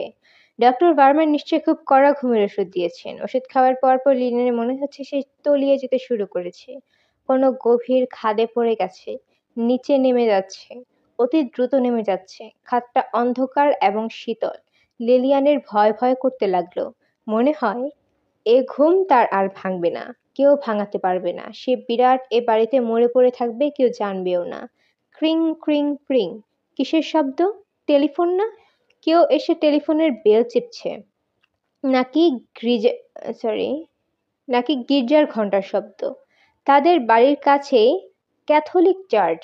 ওরা মাঝে মাঝে ঘন্টা বাজায়। কেউ মারা গেলে ঘন্টা বাজায়। কে মারা গেছে? তাহের। তাহের কি কিছু হয়েছে? প্লেন দুর্ঘটনায় কিছু কি হয়ে গেছে? টিভি খোলা আছে, প্লেন দুর্ঘটনা হলে বলতো। প্লেন দুর্ঘটনার খবর টিভিতে খুব ফলাও করে প্রচার করে। ট্রেন বা বাস দুর্ঘটনার খবর তেমন পাত্তা দেয় না। এর কারণ কি? ক্রিং ক্রিং ক্রিং। লিলিয়ান টেলিফোন তুলে ক্লান্ত গলায় বলল, হ্যালো। ওপাশ থেকে তাহেরের গলা পাওয়া গেল। হ্যালো লিলিয়ান, আমি। তুমি কেমন আছো? ভালো। গলা শুনলে তো ভালো মনে হচ্ছে না। অসুখ বিসুখ কিছু করেছে নাকি? না, ঘুম পাচ্ছে। এখনই ঘুম পাচ্ছে কেন? রাত তো বেশি হয়নি। কটা বাজে তোমাদের এখানে? 10টা। 10টা তো তেমন রাত না। তুমি ঘুমে কথা বলতে পারছো না, ব্যাপার কি? আমি ঘুমের ওষুধ খেয়েছি। কেন? কয়েক রাত ধরে আমার ঘুম হচ্ছে না, আমি দুঃস্বপ্ন দেখছি। ও আচ্ছা। লিলিয়ান জড়ানো সুরে বলল, তোমাকে একটা জরুরি কথা জিজ্ঞেস করি। খুব জরুরি। আচ্ছা, তোমাদের গ্রামের বাড়িটা বিশাল না? হ্যাঁ বিশাল। হঠাৎ এই প্রসঙ্গ কেন? কারণ আছে। এখন বলো, তোমাদের বাড়ির বাইরের দিকে ছাদ পর্যন্ত লোহার পেঁচানো সিঁড়ি আছে না? না নেই। আগে একসময় ছিল, এখন নেই। কখনো ছিল না? কোনো কালেও নেই। এই সিঁড়ির কথা এলো কেন? এখন কথা বলতে পারবো না, খুব ঘুম পাচ্ছে। Hello Lilian. Hello. Lilian telephone নামিয়ে রেখে সোফার উপরে ঘুমিয়ে পড়ল। আবার ঘুম ভাঙল টেলিফোনের শব্দে। লিলিয়ান জড়ানো গলায় বলল, hello. Mrs Lilian? Yes, United travel agency থেকে বলছি। আপনি ভিয়েনার বুকিং চেয়েছিলেন, আগামীকাল বুকিং পাওয়া গেছে। লন্ডন ফ্র্যাঙ্কফুর্ট হয়ে ভিয়েনা। লন্ডনে এক রাত থাকতে হবে। কোথায় থাকবো? এয়ারপোর্ট হোটেল, এয়ারপোর্টের কাছেই। আচ্ছা, এই হোটেলে কি পেঁচানো লোহার সিঁড়ি আছে? ম্যাডাম, আপনি কি বলছেন? কিছু বুঝতে পারছি না। লিলিয়ান টেলিফোন রেখে আবার ঘুমিয়ে পড়ল। ঘুমের মধ্যে সে পেঁচানো সিঁড়ি আবার দেখল। সে সিঁড়ি দিয়ে নামছে, অতি দ্রুত নামছে। সিঁড়ি কাঁপছে, মনে হচ্ছে পড়ে যাবে। লিলিয়ান ঘুমের মধ্যেই ফুঁপিয়ে ফুঁপিয়ে কাঁদতে লাগলো। তাহেরের নার্ভ শক্ত, শুধু শক্ত না, বেশ শক্ত। চরম বিপদেও তার মাথা ঠান্ডা থাকে। ভিয়েনায় সে কোনো বিপদের মধ্যে নেই, সুখেই আছে বলা চলে। সেমিনার চলছে, পেপার পড়া হচ্ছে, তবে আড্ডা হচ্ছে না বেশি। সে লিলিয়ানকে টেলিফোন করলো, কিন্তু লিলিয়ানকে টেলিফোনে ধরার সব চেষ্টা বিফল হলো। সারাদিনে তাহের 6 বার চেষ্টা করলো, রিং হয় কিন্তু কেউ টেলিফোন ধরে না। লিলিয়ান কি ঘর তালাবদ্ধ করে অন্য কোথাও গেছে, নাকি স্ট্রোক হয়ে ঘরে মরে পড়ে আছে? তাহের খুব অস্থির বোধ করতে লাগলো। সেমিনারে একেবারেই মন বসছে না। ইচ্ছা করছে ব্যাগ গুছিয়ে প্লেনে উঠতে, দুপুরের মধ্যে বাড়ি পৌঁছে আমেরিকানদের মতো চেঁচিয়ে বলতে, হানি, আই এম হোম। সেমিনারে ক্যাটারেক্ট সলভেন্টের উপর বিরক্তিকর এক বক্তৃতা হচ্ছে। বক্তা মাঝে মাঝে হাসাবার চেষ্টা করছেন, পারছেন না। বক্তৃতার মাঝখানে তাহেরের কাছে স্লিপ এলো, আমেরিকা থেকে জরুরি কল। তাহের ফোন ধরবার জন্য প্রায় ছুটে গেল। যিনি পেপার পড়ছিলেন তিনি পড়া বন্ধ করে কড়া চোখে তাকিয়ে রইলেন। টেলিফোন করছে লিলিয়ান। তাহের বলল, কেমন আছো লিলিয়ান? ভালো আছি। কোনো বিশেষ কারণে টেলিফোন করছো না? না, এমনি। এমনি করেছি। আমি কি তোমাকে বিরক্ত করলাম? মোটেও বিরক্ত করনি, খুব আনন্দিত করেছো। আমি তোমাকে নিয়ে খুব দুশ্চিন্তা করছিলাম। ওই দিন হঠাৎ টেলিফোন রেখে দিলে। খুব ঘুম পাচ্ছিল, শরীর ভালো লাগছিল না। পেঁচানো সিঁড়ির কথা জিজ্ঞাসা করেছিল কেন? ও কিছু না, বাদ দাও। লিলিয়ান, তোমার শরীর কেমন? শরীর ভালো। তুমি আমাকে নিয়ে মোটেও চিন্তা করো না। তুমি ঠিক মতো তোমার সেমিনার করো। কোর্স ওয়ার্ক কবে থেকে শুরু হচ্ছে? তাহির প্রশ্নের জবাব না দিয়ে খুব নরম গলায় বলল, লিলিয়ান, তুমি কি আমার একটা প্রশ্নের জবাব দেবে? অবশ্যই দেব। আমার কেন জানি মনে হচ্ছে তুমি এক ধরনের ক্রাইসিসের ভিতর দিয়ে যাচ্ছ। ক্রাইসিসের কারণটা কি আমি জানতে পারি? না। বেশ, জানাতে না চাইলে জানাতে হবে না। এমন কিছু কি আছে যা তুমি আমাকে বলতে চাও? হ্যাঁ। তাহলে বলো। I love you. অন্য সময় হলে অন্য সময় হলে তাহের হো হো করে হেসে ফেলত। আজ পারল না। তার অসম্ভব মন খারাপ হয়ে গেল। টেলিফোন নামিয়ে রেখে সে 2টা কাজ করলো। প্রথম কাজ, কোর্স কোঅর্ডিনেটকে বলল, আমার একটা সমস্যা দেখা দিয়েছে, আমি আমেরিকায় ফিরে যাচ্ছি। দ্বিতীয় কাজ, ট্রাভেল এজেন্সিতে টেলিফোন করে বলল, আমি আমার স্ত্রীকে নিয়ে 2 মাস ঘুরে বেড়াবো। খুব ইন্টারেস্টিং একটা ট্যুর প্ল্যান তুমি তৈরি করে দাও। ট্যুর প্ল্যানে সমুদ্র, পাহাড়, অরণ্য, 3টি জিনিসই থাকতে হবে। আমাদের বিয়ের পর একসঙ্গে বাইরে কোথাও যাইনি, এটা হবে আমাদের হানিমুন ট্যুর। অ্যাডভেঞ্চার চাও না স্মুথ প্ল্যান চাও? দুটোই চাই। ট্যুর প্ল্যানে হোটেলের ব্যবস্থা থাকতে হবে। হ্যাঁ, থাকবে। ইকোনমি হোটেল না expensive hotel? Expensive hotel. Economy হোটেলে আমি থাকতে পারি না, দম বন্ধ হয়ে আসে। তুমি কোন মহাদেশে ঘুরতে চাও? ইউরোপ, এশিয়া, ইন্ডিয়া দেখে আসি? ইন্ডিয়া এবং নেপাল, পাহাড়, সমুদ্র, অরণ্য সবই পাবে। তাজমহল আছে, সপ্তম আশ্চর্য। তাহের হঠাৎ তাকে থামিয়ে দিয়ে বলো, তুমি বরং আমাদের দুজনের জন্য বাংলাদেশে একটা ট্যুরের ব্যবস্থা করো। বাংলাদেশ খুব ইন্টারেস্টিং বলে আমার মনে হয় না। আমার নিজের মনে হয় না, তবুও করো। পুরো ট্যুরটাই হবে বাংলাদেশে? হ্যাঁ। কিছু মনে করবে না। বাংলাদেশে হানিমুন ট্যুরে যেতে চাওয়ার কারণটা কি জানতে পারি? হ্যাঁ পারো, আমার নিজের দেশ। হো হো হো, হা হা হা। অনেকদিন পর তাহের প্রাণ খুলে হাসল। অনেক কষ্টের হাসি থামিয়ে বলল, হ্যালো মিস, আমাকে মন্টানা যাওয়ার একটা টিকেটের ব্যবস্থা করে দাও। এমনভাবে করবে যেন আমি রাত দুপুরে উপস্থিত হতে পারি। আমি আমার স্ত্রীকে চমকে দিতে চাই। হা হা হা। রাত ৩টায় লিলিয়ান দরজা খুলল। তাহের দাঁড়িয়ে আছে। বাচ্চাদের খেলনার দোকান থেকে বেশ অদ্ভুত একটা মুখোশ কিনে পড়েছে। মুখোশে তাকে ভয়ঙ্কর দেখানোর কথা, কেন জানি তা দেখাচ্ছে না, বরং হাস্যকর লাগছে। লিলিয়ান শিশুদের মতো চেঁচিয়ে উঠে বলল, এ কি তুমি? তাহের মুখোশের আড়াল থেকে হাসতে হাসতে বলল, ইয়েস বিদেশিনী, আমি। চলে এলে যে? তোমাকে দেখতে এলাম। তুমি কেমন আছো? লিলিয়ান ঝলমলে গলায় বলল, খুব খারাপ ছিলাম, এখন আর খারাপ নেই। এখন ভালো আছি, খুব ভালো আছি। ভালো থাকলে চমৎকার করে ক্যাপাচিনো কফি বানাও, প্রচুর ফেনা যেন হয়, এবং জিনিসপত্র গোছগাছ শুরু করো। আমরা কোথায় যাচ্ছি? আমরা যাচ্ছি বাংলাদেশের একটি জেলা, নেত্রকোনায়। নেত্রকোনা থেকে নান্দাইল রোড স্টেশন বলে অখ্যাত একটা রেল স্টেশন, সেখান থেকেও ২০ মাইল দূরে অতি দুর্গম এক স্থানে, যেখানে আমার পূর্বপুরুষরা বোকার মতো এক বিশাল অট্টালিকা বানিয়েছিলেন। সেই অট্টালিকার ধ্বংসাবশেষ তোমাকে দেখিয়ে নিয়ে আসবো। ওই অঞ্চলে পৌঁছাতে যেসব যানবাহনে আমরা চড়বো সেসব হচ্ছে প্লেন, রেল, নৌকা, মহিষের গাড়ি, সবশেষে হন্টন। হন্টন মানে কি? আমি হন্টন মানে বলবো না। বাংলাদেশে যাচ্ছ, কাজেই এখান থেকে কথাবার্তা হবে বাংলায়। তুমি বুঝতে পারলে ভালো কথা, বুঝতে না পারলে নেই। এত দ্রুত কথা বললে বুঝবো কিভাবে? স্লোই বলো, আমি সবে বুঝবো। বাংলা এমনই ভাষা যা স্লো বলা যায় না, অতি দ্রুত বলতে হয়। দ্রুত কথা বলা শিখে নাও।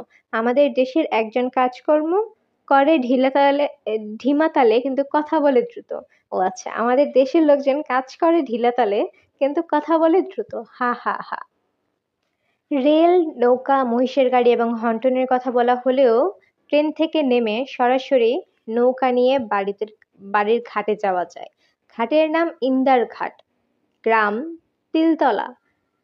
তাহের নৌকা নিয়েছে ঠাকুর ঠাকরাকোনা থেকে ইন্দার ঘাট যাবে। দুই মাঝির নৌকা। দুই মাঝির একজনের বয়স ১০-১১। সে আবার দার্শনিক প্রকৃতির, বেশিরভাগ সময় আকাশের দিকে তাকিয়ে থাকে, প্রশ্ন করলে মুখ অন্যদিকে ঘুরিয়ে নেয়। তার নীরবতা অন্যজন বসিয়ে দেয়। একটা কথা জিজ্ঞাসা করলে ১০টা কথা বলে। তাহের বলল, কতক্ষণ লাগবে? বালক মাঝি উত্তর দিল না, মুখ ঘুরিয়ে নিল। বালক মাঝির বাবা হাসি মুখে বলল, একটানে লইয়া যামু, একটানের মামলা। টান দিতে পারবেন তো? আপনার নিজের অবস্থা দেখছি কাহিল, ছেলেটাও নিতান্তই শিশু। বিছনা কইরা দিতাছি, শুইয়া ঘুমান। ইন্দার ঘাটে ঘুম থেইক্কা ডাইক্কা তুলবো। সাথের মেমসাহেব আপনার কি লাগে? আমার স্ত্রী। গত বছর একজন মেমসাহেব দেখছিলাম, হাফ প্যান্ট পরা, নবীনগর হাটবারে মোটর সাইকেল নিয়ে আসছে। একটা কুমড়া কিনছে। কুমড়া এরা খুব ভালো পায়, শখ কইরা খায়। আপনি নৌকা ছাড়ার ব্যবস্থা করুন তো দেখি। সব ব্যবস্থা হইতেছে, নূর মিয়া নৌকায় উঠছেন, আর চিন্তার কিছু নাই। নৌকা ছাড়ার পর মনে হলো চিন্তার অনেক কিছু আছে। নূর মিয়া নিজেই কিছু করতে পারছে না, হাল ধরে বসে আছে। বাচ্চা ছেলে একা দাঁড় টেনে নিয়ে যাচ্ছে। ১০ মাইল পথ যেতে দীর্ঘ সময় লাগবে। দিনে দিনে পৌঁছানোর আশা মনে হচ্ছে ছেড়ে দিতে হবে। লিলিয়ান খুব আগ্রহ নিয়ে নদী দেখছে। তার কেমন লাগছে বোঝা যাচ্ছে না। কালো চশমায় তার চোখ ঢাকা। তাহের বলল, কেমন লাগছে লিলিয়ান? খুব ভালো লাগছে, অদ্ভুত লাগছে। আশা করি খুব অল্প সময়ের মধ্যে এই জার্নি শেষ হবে না। না, এই জার্নি বলতে গেলে অনন্তকাল ধরে চলবে। তুমি ইচ্ছে করলে ঘুমিয়ে পড়তে পারো। আমি ঘুমোবো না। খিদে পেয়েছে? না। স্টেশনে কিছু খেয়ে নেওয়া দরকার ছিল। অল্পক্ষণের ভিতরে খিদে পাবে। তখন নদীর পানি ছাড়া কিছুই খেতে পারবে না। নূর মিয়া তাদের দিকে তাকিয়ে হাসি মুখে বলল, খাওয়া দাওয়া নিয়ে কোনো চিন্তা কইরেন না। বসিরহাট বাজারে নৌকা ভিড়ামু, বাজার সদাই কইরা রান্ধা চাপামু, খাওয়া দাওয়া শেষ কইরা বেলাবেলি চইল্লা যামু ইন্দার ঘাট, এক টানের মামলা। তাহির দীর্ঘ নিঃশ্বাস ফেলল। তার কাছে মনে হচ্ছে নূর মিয়া খুব যন্ত্রণা করবে। তাদের প্রতিটি কথায় অংশগ্রহণ করবে, নিজস্ব মতামত দেবে। রান্নাবান্না অনেক সময় নষ্ট করার পরিকল্পনাও নূর মিয়ার আছে বলে মনে হচ্ছে। স্যার, আপনার পরিবার বাংলা কথা কয় না? হুম। ওই মোটর সাইকেলের মেমসাহেবও বাংলা কথা কয়। কুমড়ো কিনতে গিয়া পরিষ্কার বলেছে কুমড়ার দাম কত। ঠিকমতো নৌকা চালান নূর মিয়া, বেশি কথা বলার দরকার নেই। এইটা আপনার এইটা স্যার আপনার বলা লাগবো না। বেশি কথা কইয়া কথার মধ্যে নূর মিয়া নাই। দেশটা নষ্ট হইতাছে অধিক কথার কারণে। লিলিয়ান ইংরেজিতে বলল, আহা বেচারা কথা বলছে, কথা বলতে তো পছন্দ করছে, তুমি তাকে কথা বলতে দিচ্ছ না কেন? বলুক না কথা, কি ক্ষতি হচ্ছে তাতে? আমার তোর কথা শুনতে ভালো লাগছে। বুঝতে পারছো? কিছু কিছু পারছি। যতই কথা শুনবে ততই আরো বেশি বুঝবে। তুমি এক কাজ করো, নূর মিয়ার সঙ্গে বসে বসে গল্প করো, আমি ঘুমিয়ে পড়ি। চারদিকে অসহ্য সুন্দর, এর মাঝখানে তুমি ঘুমিয়ে পড়বে? কাব্যভাব আমার একেবারেই নেই লিলি। আমি মানুষটা পাথর টাইপ, অনুভূতি শূন্য। আমি কি অনুভূতিশূন্য মানুষটার কাছে একটা আবেদন রাখতে পারি? হ্যাঁ, পারো। আমেরিকায় ফিরে গিয়ে কি হবে? চলো আমরা এখানেই থেকে যাই। তাহের সিগারেট ধরাতে ধরাতে বলল, এই জঙ্গলে থেকে যেতে চাও? হ্যাঁ, চাই। তোমার মাথা থেকে পোকাগুলি দূর করো লিলিয়ান। তুমি আমার গ্রামের বাড়ি দেখতে চেয়েছিলে বলে তোমাকে নিয়ে এসেছি। সেখানে আমি থাকবো খুব বেশি হলে 3 দিন। তারপর বাংলাদেশের সুন্দর সুন্দর জায়গাগুলিতে ঘুরে দেখবো। কক্সবাজার, সুন্দরবন, সিলেট, তারপর যাব নেপাল, হিমালয় কন্যা, নেপাল দেখার পর আমেরিকা ফিরে যাব। তারা ইন্দার ঘাট পৌঁছালো সন্ধ্যার পর। কাকতালীয়ভাবে পূর্ণিমা পড়ে গেছে, চাঁদ উঠেছে, তবে চাঁদের আলো এখনো জোরালো হয়নি। গাছপালায় সব কেমন ভুতুড়ে অন্ধকার। তাহের বলল, হাত ধরো লিলিয়ান, বনের ভিতর দিয়ে যেতে হবে। একটা সময় ছিল সুন্দর বাগান, এখন পুরোপুরি ফরেস্ট। হালুম শব্দ করে বাঘ বের হয়ে এলো, অবাক হব না। এখন বের হচ্ছে না কেন, সেও এক রহস্য। বাড়ি দেখে লিলিয়ান একই সঙ্গে মুগ্ধ ও দুঃখিত হলো। বিশাল অট্টালিকা, কিন্তু অন্তিম দশা। বাড়ির পলেস্তারা খসে খসে পড়ছে। দক্ষিণ দিকের দেয়াল ধসে পড়েছে। পুরো বাড়ি ঘন শ্যাওলায় ঢাকা। দোতলায় ওঠার সিঁড়ি ভাঙা, রেলিং ধসে গেছে। একতলার বারান্দায় গোবরের স্তূপ দেখে মনে হয় বৃষ্টির সময় এই জায়গায় গরু ছাগলের আস্তানা হিসেবে ব্যবহৃত হয়। তাহের বিরস গলায় বলল, বাড়ি দেখলে লিলিয়ান? হ্যাঁ, দেখলাম। কোনো কমেন্ট করতে চাও? চাই, করে ফেলো। এই বাড়ি আমার চেনা, আমি এই বাড়ি আগে দেখেছি। তোমাকে আমি লোহার পেঁচানো সিঁড়ির কথা বলেছিলাম, তুমি বলেছিলে এমন কোনো সিঁড়ি নেই। সেই সিঁড়ি কি এখন দেখতে পাচ্ছ? স্বপ্নে আমি অবিকল এই সিঁড়ি, এই বাড়ি দেখেছি। লোহার সিঁড়ি তাহেরের চোখে পড়ল। বাড়ির যে অংশে ধসে পড়েছে সেই অংশেই সেই সিঁড়ি। সিঁড়ির গা ঘেঁষে তেঁতুল পাতার মতো চিকন চিকন পাতার একটা গাছ। তাহের বলল, আমি এ বাড়িতে খুব ছোটবেলায় থেকেছি, এই কারণে এই সিঁড়ি চোখে পড়েনি। যাই হোক, তুমি দাবি করছো এই বাড়ি তুমি আগে স্বপ্নে দেখেছো? হুম। স্বপ্নের সব ভাঙা বাড়ি একরকম হয়। লিলিয়ান ক্লান্ত গলায় বলল, হয়তো হয়। তাহিরের দুঃসম্পর্কের চাচা ইস্কান্দর আলী তার 2 ছেলেকে নিয়ে এসেছেন, হাতে হারিকেন। এই গরমে ইস্কান্দার আলী গায়ে চাদর, পরনের লুঙ্গিটা সিল্কের, চিকচিক করছে। ছেলের সঙ্গে 2টি গায়ের গেঞ্জি, দুজনেরই শক্ত সমর্থ চেহারা। এরা কোনো কথা বলছে না, এক দৃষ্টিতে তাকিয়ে আছে লিলিয়ানের দিকে। লিলিয়ানের ভঙ্গি শালীন সরি, তাকানোর ভঙ্গি শালীন। তাহির একবার ভাবল ধমক দিয়ে বলবে, এভাবে তাকিয়ে আছো কেন? বলল না, নিজেকে সামলে নিল। চাচার দিকে তাকিয়ে বলল, বাড়ির অবস্থা তো শোচনীয়। ইস্কান্দর আলী কাস্তে কাস্তে বললেন, পুরানা বাড়ি, এর চেয়ে ভালো আর কি হইব? ভাইঙ্গা যে পড়ে নাই, এটাই আল্লাহর রহমত। ঠিকঠাক করার জন্য প্রতি মাসে টাকা পাঠাই। প্রতি মাসে পাঠাও না, মাঝে মধ্যে পাঠাও। অবস্থা যা, তাতে মনে হচ্ছে না এই বাড়িতে থাকা যাবে। থাকতে পারবা? 2 তলার কয়েকটা ঘর পরিষ্কার কইরা থুইছি। থাকা যাবে? হ। থাকা সাথের এই মাইয়া কি তোমার স্ত্রী? হ্যাঁ। খ্রিস্টান বিয়া করছো? হ্যাঁ। মেয়ে দেখতে সুন্দর আছে, বিবাহ করছো, ভালো করছো। খ্রিস্টান বিবাহ করা জায়েজ আছে, নবী করিম নিজেও একটা খ্রিস্টান মেয়ে বিবাহ করেছিলেন। বাবুর্চির ব্যবস্থা করতে বলেছিলাম, ব্যবস্থা করেছেন? গ্যারামের দেশে বাবুর্চি কই পামু? আমার ঘরে রান্দা হইব, টিফিন বাক্সে কইরা তোমারে খানা দিয়া যাব। তোমরা থাকবা কয়দিন? এখনো বলতে পারছি না। ডাকাতের খুব উপদ্রব বেশি দিন না থাকাই ভালো। আমার সঙ্গে কি আছে যে ডাকাত নেবে? তোমার স্ত্রীরে নিয়া যাবে। সুন্দর মেয়ে ছেলে, হইলদা চামড়া, বিলাতি। ডাকাইতরা খুশি হইয়া তোমার স্ত্রীরে নিয়া যাবে। আপনি কি আমাকে ভয় দেখানোর চেষ্টা করছেন? তোমারে ভয় দেখাইয়া আমার ফায়দা কি? তোমার স্ত্রী ভাত মাছ খায় না পাউরুটি খায়, মাছ ভাত খায়, শুয়োরের গোস্ত খায়? তাহের ক্ষিপ্ত গলায় বলল, খেলে কি করবেন? শুয়োরের গোস্ত ব্যবস্থা করবেন? রাগ হও কেন? কথার কথা বললাম। তোমার স্ত্রী দেখি হাসতেছে। সে বাংলা কথা বুঝে? তাকেই জিজ্ঞাসা করুন। একলা একলা বাড়িতে ঢুকতেছে, তারে নিষেধ করো। নিষেধ করতে হবে না, তার বুদ্ধি শুদ্ধি আছে। লিলিয়ান হারিকেন হাতে সিঁড়ি বেয়ে উপরে উঠছে। খুব স্বাভাবিক ভঙ্গিতে উঠছে, মনে হচ্ছে এটা তার অনেক দিনের চেনা বাড়ি। ইস্কান্দার আলী থু করে তাহেরের পায়ের কাছে একদলা থুতু ফেললেন। তাহের চমকে সরে গেল। ইস্কান্দার আলী হাই তুলতে তুলতে বললেন, খাওয়ার জন্যে কিছু খরচ দিও, জিনিসপত্রের অগ্নিমূল্য। মাছ এক জিনিস পাওয়াই যায় না। একটা মুরগির বাচ্চা হের দামই 40-50। তাহের 2টা 500 টাকার নোট বের করলো। তিনি বিরস মুখে নোট 2টা হাতে নিলেন। তাহের বলল, উত্তর দিকে ভাঙা দেয়ালটা ঠিক করার জন্য টাকা চেয়েছিলেন, পাঠিয়েছিলাম। দেয়াল তো ঠিক হয়নি। বললেই ঠিক হয় না। ইট সুরকি সিমেন্ট আনাইতে হয় শহর থাইকা। বর্ষা মৌসুমে নৌকা দিয়ে আনতে হয়, বিরাট যন্ত্রণা। টাকাটা কি করেছেন? আছে, টাকা আলাদা করে রেখেছি। বাড়ির একই অবস্থা, ভূতের বাড়ি বলে মনে হচ্ছে। আলোর কোনো ব্যবস্থা নেই। 2টা হারিকেন আছে, মোমবাতি আছে, একটা টর্চের ব্যবস্থা করুন। আচ্ছা, করব। বললেই তো আর হয় না, সব আনতে হয় শহর থিকা। তোমরারে একটা উপদেশ দিই, দোতলায় থাকবা, একতলায় নামানোর প্রয়োজন নেই। কেন? সাপের উপদ্রব। গত চৈত মাসের সাপের কামড়ে একটা গরু মারা গেল। কার্বলিক অ্যাসিডের ব্যবস্থা করতে পারবেন? এখানে কোনো ফার্মেসি আছে?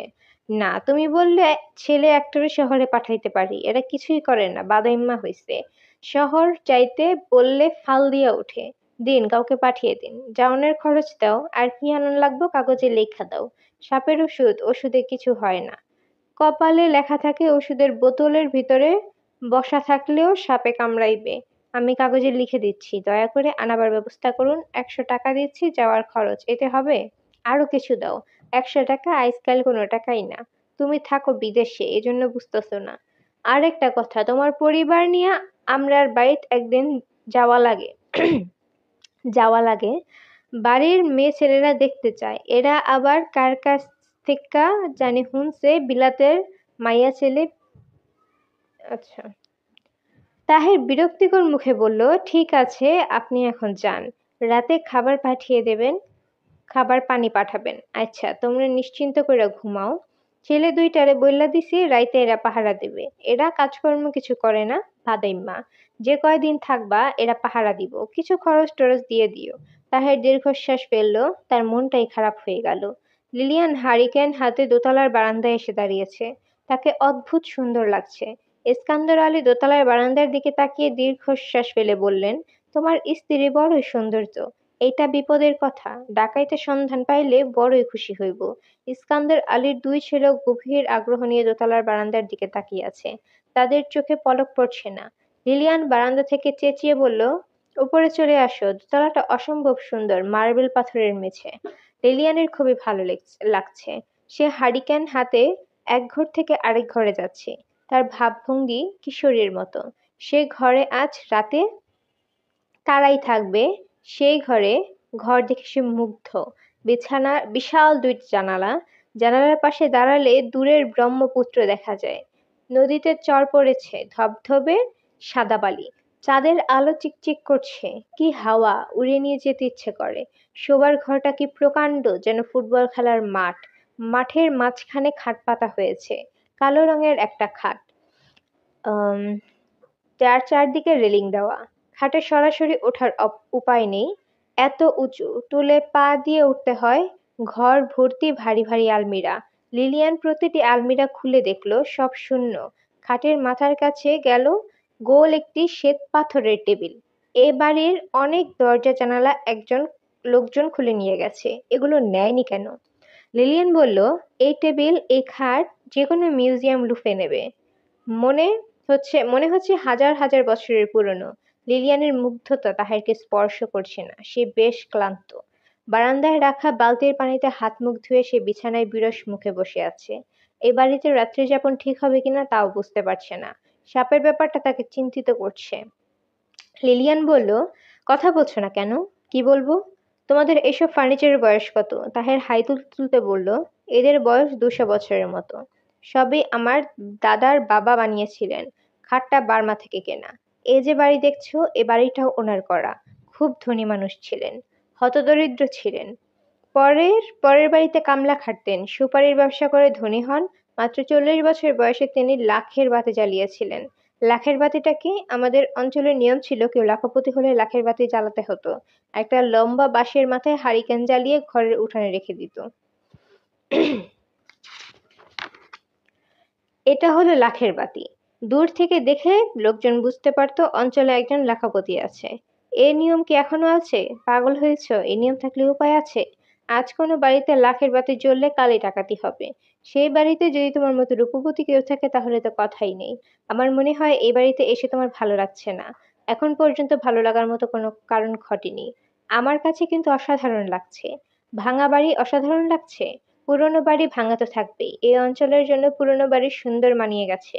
ঝকঝকে নতুন বাড়ি এখানে মানাতো না। আমি এক ঘর থেকে আরেক ঘরে যাচ্ছি, আরেক আর গায়ে কাঁটা দিয়ে উঠছে। ভয়ে? না ভয়ে না। মনে হচ্ছে এই সব ঘরগুলোতে কত না স্মৃতি, কত রহস্য। আমি ঠিক করেছি আজ সারা রাত ঘুমোবো না। হারিকেন হাতে এক ঘর থেকে আরেক ঘরে ঘুরবে। হ্যাঁ, খুব ভালো কথা। ঘুরে বেড়াও। দয়া করে আমাকে ঘুমোতে দিও। আমি খুব ক্লান্ত হয়ে আছি। ডিনার শেষ হওয়া মাত্র শুয়ে পড়ব। লিলিয়ান বলল, তুমি আমাকে ক্রমাগত মশার ভয় দেখিয়েছিলে। মশা কিন্তু নেই। তাই দেখছি, তবে ঘুমোতে হবে মশারি খাটিয়ে। মশা থাকুক না থাকুক, পোকামাকড় আছে। আজ রাতে না ঘুমোলে কেমন হয়? কি বললে? চলো আমরা বারান্দায় বসে জ্যোৎস্না দেখি। আর কোনো পরিকল্পনা আছে? আমার খুব শাড়ি পরতে ইচ্ছে করছে। সুন্দর একটা শাড়ি জোগাড় করতে পারবে? আমাকে শিখিয়ে দেবে কিভাবে পরতে হয়? তোমার কি মনে হয় না লিলিয়ান তুমি বাড়াবাড়ি করছো? না, আমার মনে হয় না। আমার কিন্তু মনে হচ্ছে তুমি বাড়াবাড়ি করছো। লিলিয়ান কিছুক্ষণ স্থির চোখে তাকিয়ে বলল, তোমার এরকম মনে হয়ে থাকলে আমি দুঃখিত। আমার যা মনে হয়েছে আমি তোমাকে বলেছি। তোমাদের এই বাড়িটা ভাঙা। দরজা জানালা জানালা লোকজন খুলে নিয়ে গেছে। তারপরেও এ বাড়িতে পা দেওয়ার পর থেকে আমার ভালো লাগছে। এক ধরনের আনন্দ অনুভব হচ্ছে। সে আনন্দ লুকানোর চেষ্টা করিনি তো। হয়তো সেটাই করাই উচিত ছিল। লিলিয়ান বারান্দায় চলে গেল। তার খুব খারাপ লাগছে। চোখে পানি এসে যাচ্ছে। এই দৃশ্য দেখলে তাহের হেসে উঠত। লিলিয়ানের চোখের পানি দিয়ে তাহেরকে হাসানো যায় না। তাহির এসে লিলিয়ানকে আবিষ্কার করলো সর্বদক্ষিণের বারান্দায়। এখান থেকেই লোহার সিঁড়ি নিচে নেমে গেছে। লিলিয়ান, কি? তুমি কি আমার উপর রাগ করেছো? না, মনে হচ্ছে তুমি রাগ করেছো। আসল ব্যাপার কি জানো? আমার চাচার সঙ্গে কথা বলে মেজাজ খারাপ হয়েছে। কিছুই ভালো লাগছে না। এর কারণেই তোমার সঙ্গে খারাপ ব্যবহার করেছি। কিছু মনে করো না। আমি কিছু মনে করিনি। খাওয়া দাওয়ার পর আমরা ছাদে বসে জ্যোৎস্না দেখব। ছাদে ওঠার সিঁড়ি আছে? হ্যাঁ, সিঁড়ি আছে, তালাবদ্ধ। চাচার ছেলেটাকে পাঠিয়েছে চাবি আনতে। Thank you. তোমার খিদে পেয়েছে লিলিয়ান? এখনো খিদে পাইনি। একটা বিরাট ভুল হয়েছে। ওদের বলে দেওয়া উচিত উচিত ছিল মশলা কম দিতে। এরা প্রচুর মশলা দিয়ে রান্না করে। ঝালের জন্য কিছু মুখে দিতে পারবে না। আমার খাওয়া নিয়ে ভেবো না। তুমি যা খেতে পারবে আমিও তা খেতে পারবো। সব ঘর দেখা হয়েছে? হ্যাঁ। আয়নাঘর? আয়নাঘর দেখেছো? না তো। আয়নাঘর কি? ওটা একটা ইন্টারেস্টিং ঘর। আমার দাদার বাবা, দি গ্রেট জাহাঙ্গীর মুন্সি, এই ঘর বানিয়েছিলেন। তালাবদ্ধ কিনা জানি না। তালাবদ্ধ থাকার কথা। চলো দেখি, খুঁজে বের করতে হবে। কোন দিকে তাও জানি না। ঘরটা তালাবদ্ধ। বেশ বড় তালা ঝুলছে। কয়েকবার ঝাঁকি দিতেই তালা খুলে গেল। অনেকদিন বন্ধ পড়ে থাকায় ভ্যাপসা জলজ গন্ধ। ছোট ঘর, কোনো জানালা নেই। ঘরে ঢোকার একটাই দরজা, সে দরজাও নিচু। ঘরের একদিকের পুরো দেয়াল জুড়ে বিশাল আয়না, ওপাশে কাবার্ড, অন্য পাশে কাবার্ড। লিলিয়ান বলল, এত বড় আয়না কোথায় পেলেন? তাহের হাসতে হাসতে বলল, জানি না কোথায় পাওয়া গেছে। দি গ্রেট জাহাঙ্গীর মুন্সি জোগাড় করেছিলেন সাহেব বাড়ি থেকে, অর্থাৎ ইংরেজদের কাছ থেকে। এই ঘরটার নাম হলো আয়না ঘর। জাহাঙ্গীর মুন্সির স্ত্রী তিতির বেগমের জন্য সে এই ঘরটা বানিয়েছিলেন যেন সাজগোজের সময় কেউ বাইরে থেকে তা দেখতে না পারে। এজন্যই এই ঘরে কোনো জানালা নেই। লক্ষ্য করেছো?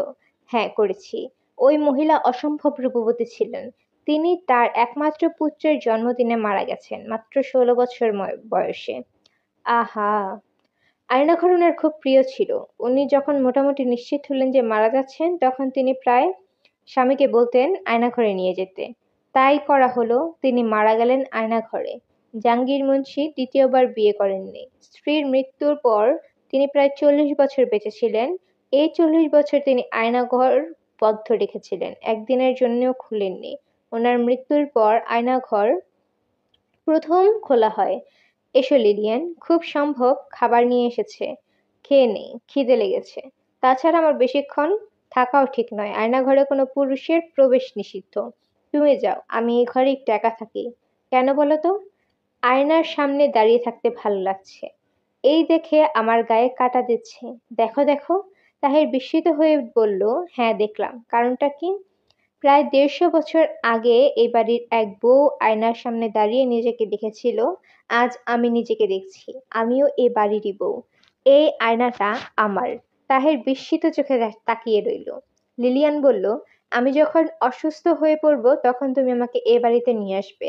আমি চাই আমার মৃত্যু যেন আয়না ঘুরে হয়। সে তো অনেক দূরের ব্যাপার। আপাতত ভাত খাই চলো। প্লিজ প্লিজ, আমার খানিকক্ষণ এখানে থাকবো, খুব অল্প কিছুক্ষণ।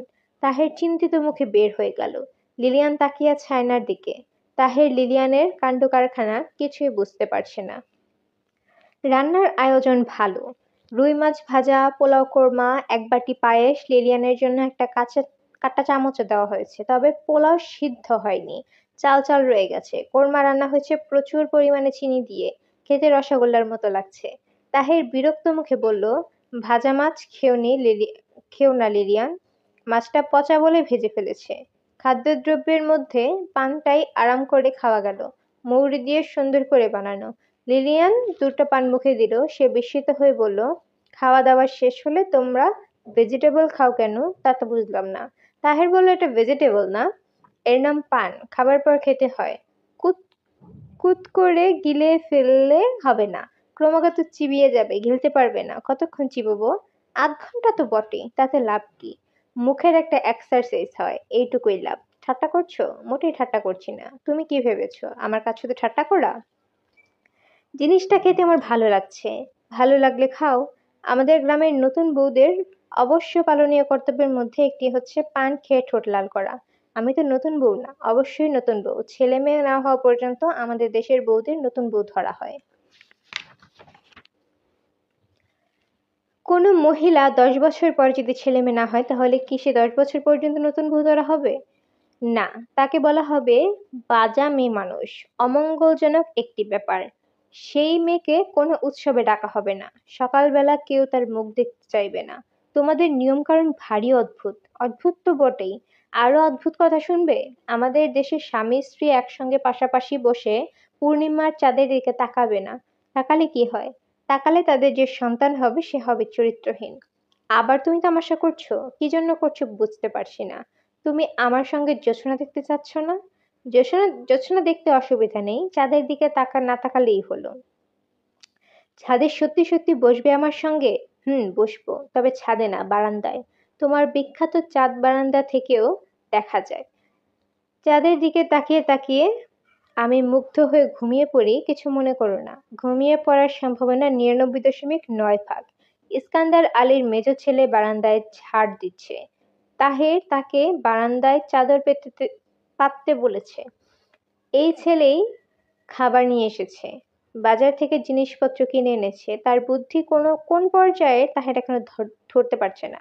সে টর্চ কিনে এনেছে কিন্তু ব্যাটারি আনেনি। তোমার নাম কি? ছালাম। ছালাম না সালাম? ছালাম। ছালাম আলী। ছালাম, তোমাকে টর্চের ব্যাটারি আনতে হবে, পারবে না? হুম। দোকান কি অনেক দূর? হুম। দূর হলে থাক, সকালে এনে দিও। সাইকেল আছে? সাইকেল থাকলে সাইকেলে করে নিয়ে এসো। তারা ঘুমোতে গেল রাত 2টায়। তাহের বলল, হারিকেন জ্বালানো থাকুক। লিলিয়ান বলল, হারিকেন জ্বালানো থাকলে ঘরে চাঁদের আলো আসবে না। তাহের বলল, তোমার ভেতর এত কাব্যভাব আছে তা কিন্তু আমার জানা ছিল না। জানা থাকলে কি করতে? আমাকে বিয়ে করতে না? তাহের হাসল। হাসতে হাসতে বলল, চা খেতে ইচ্ছে করছে।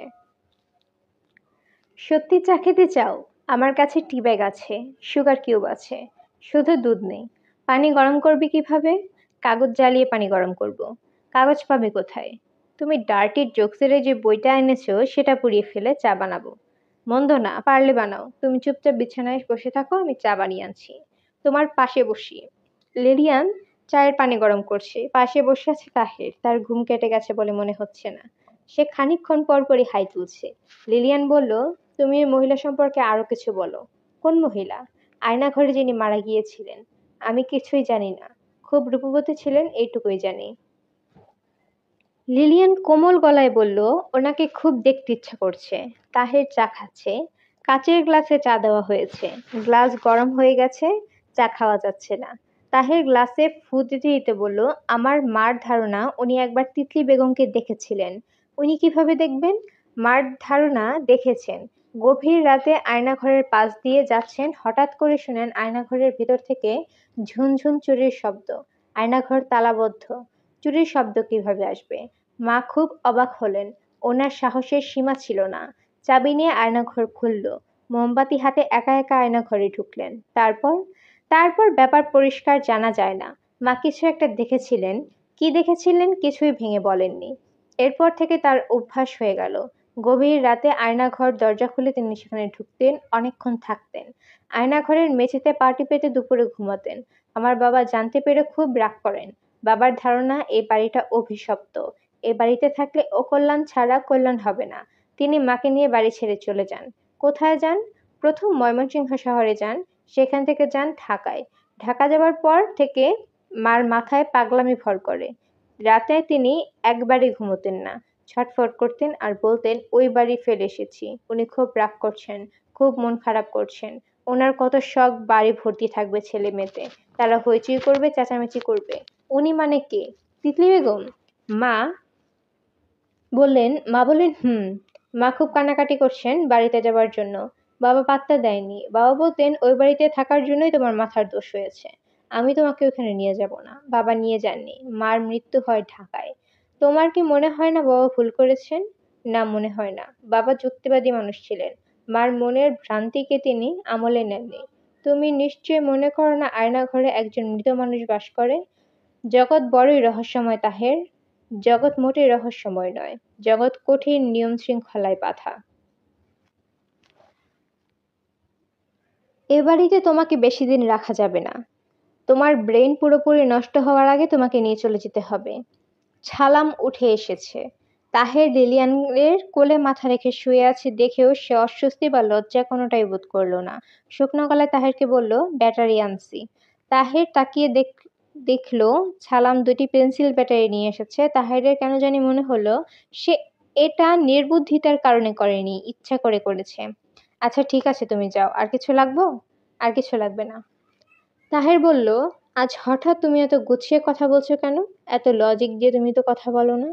তা বলি না, আজ বলছি। কারণ আমার মনে হচ্ছে তোমার নিজস্ব জগতে লজিকের স্থান খুব কম। তোমার লজিক ভালো থাকলে কখনো আমাকে বিয়ে করতে না।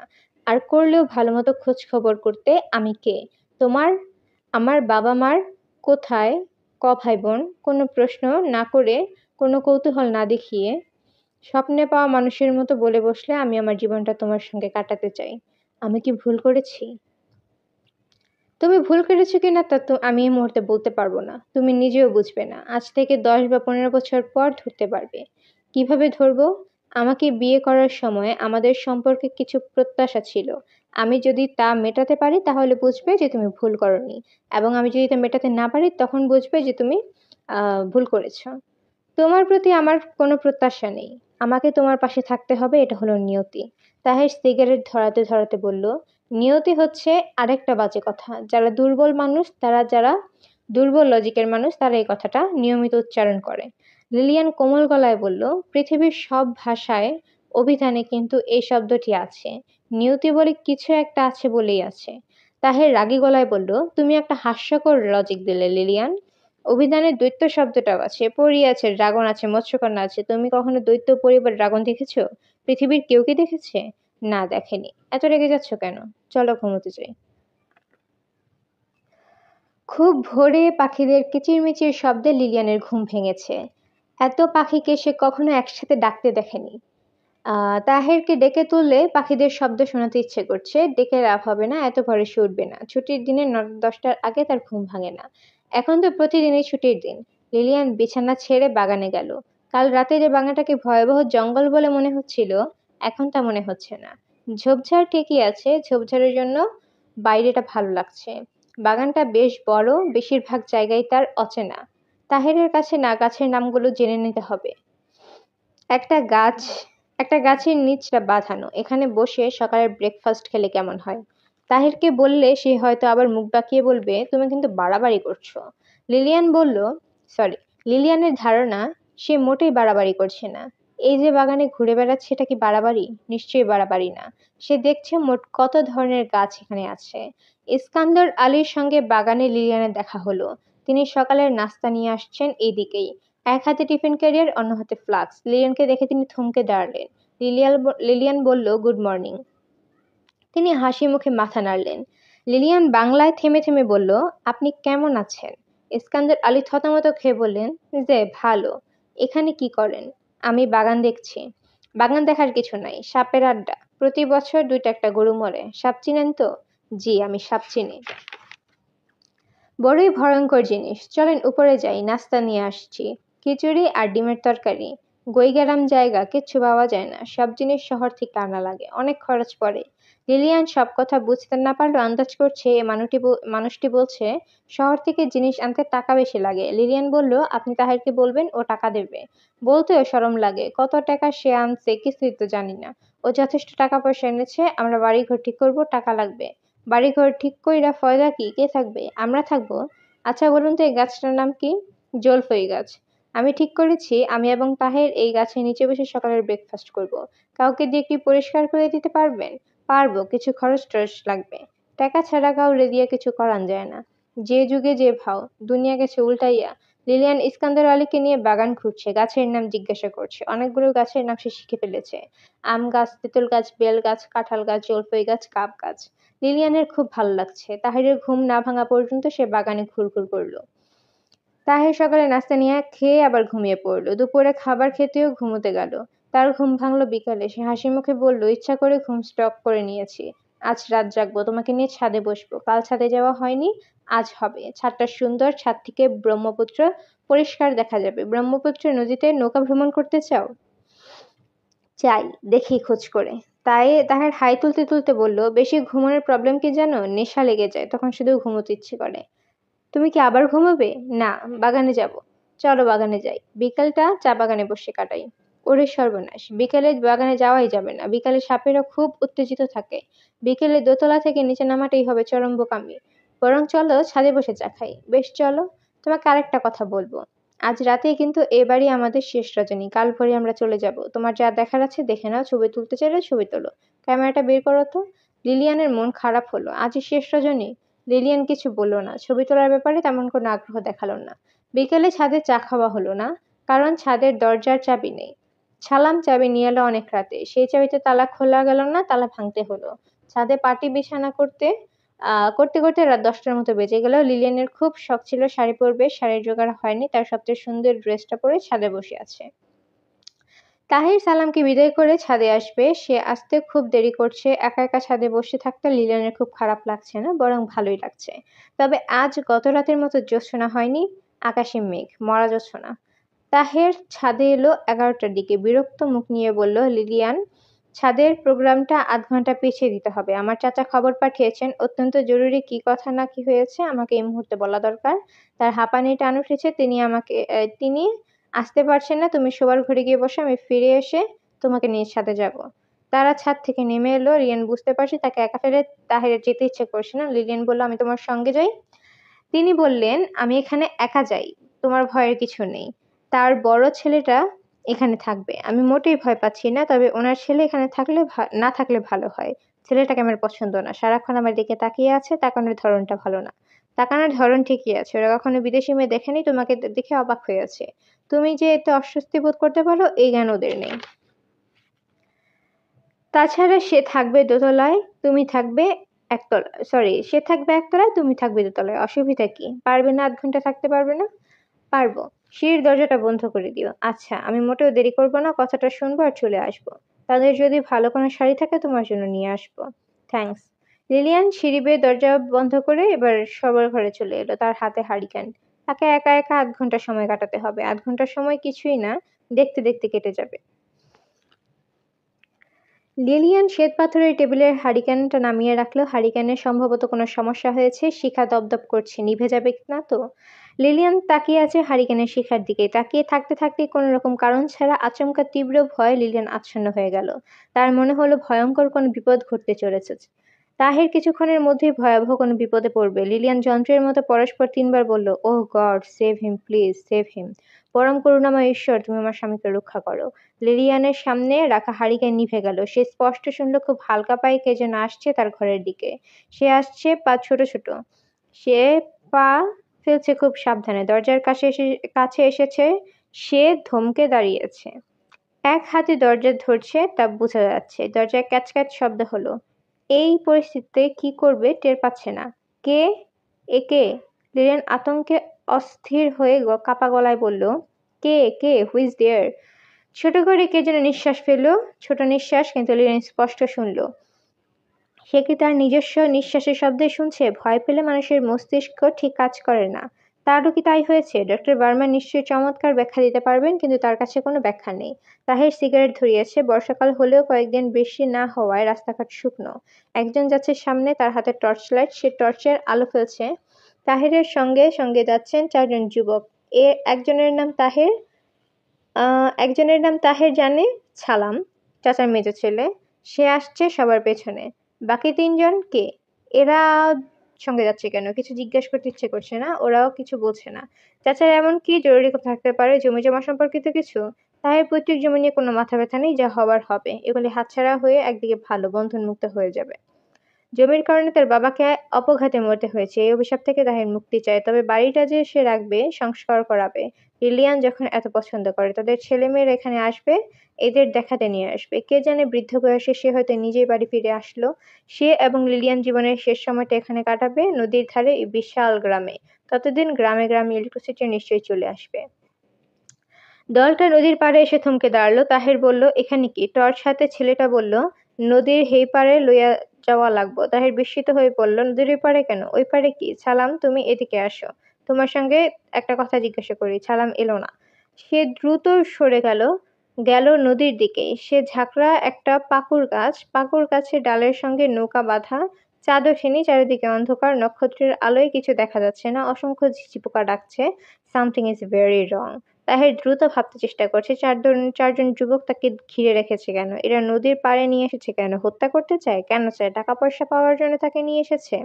মানুষ খুন করা এত সহজ? টর্চ হাতের লোকটা বলল, আসেন, নৌকায় আসেন। তাহের কি দূরে পালিয়ে যাওয়ার চেষ্টা করবে?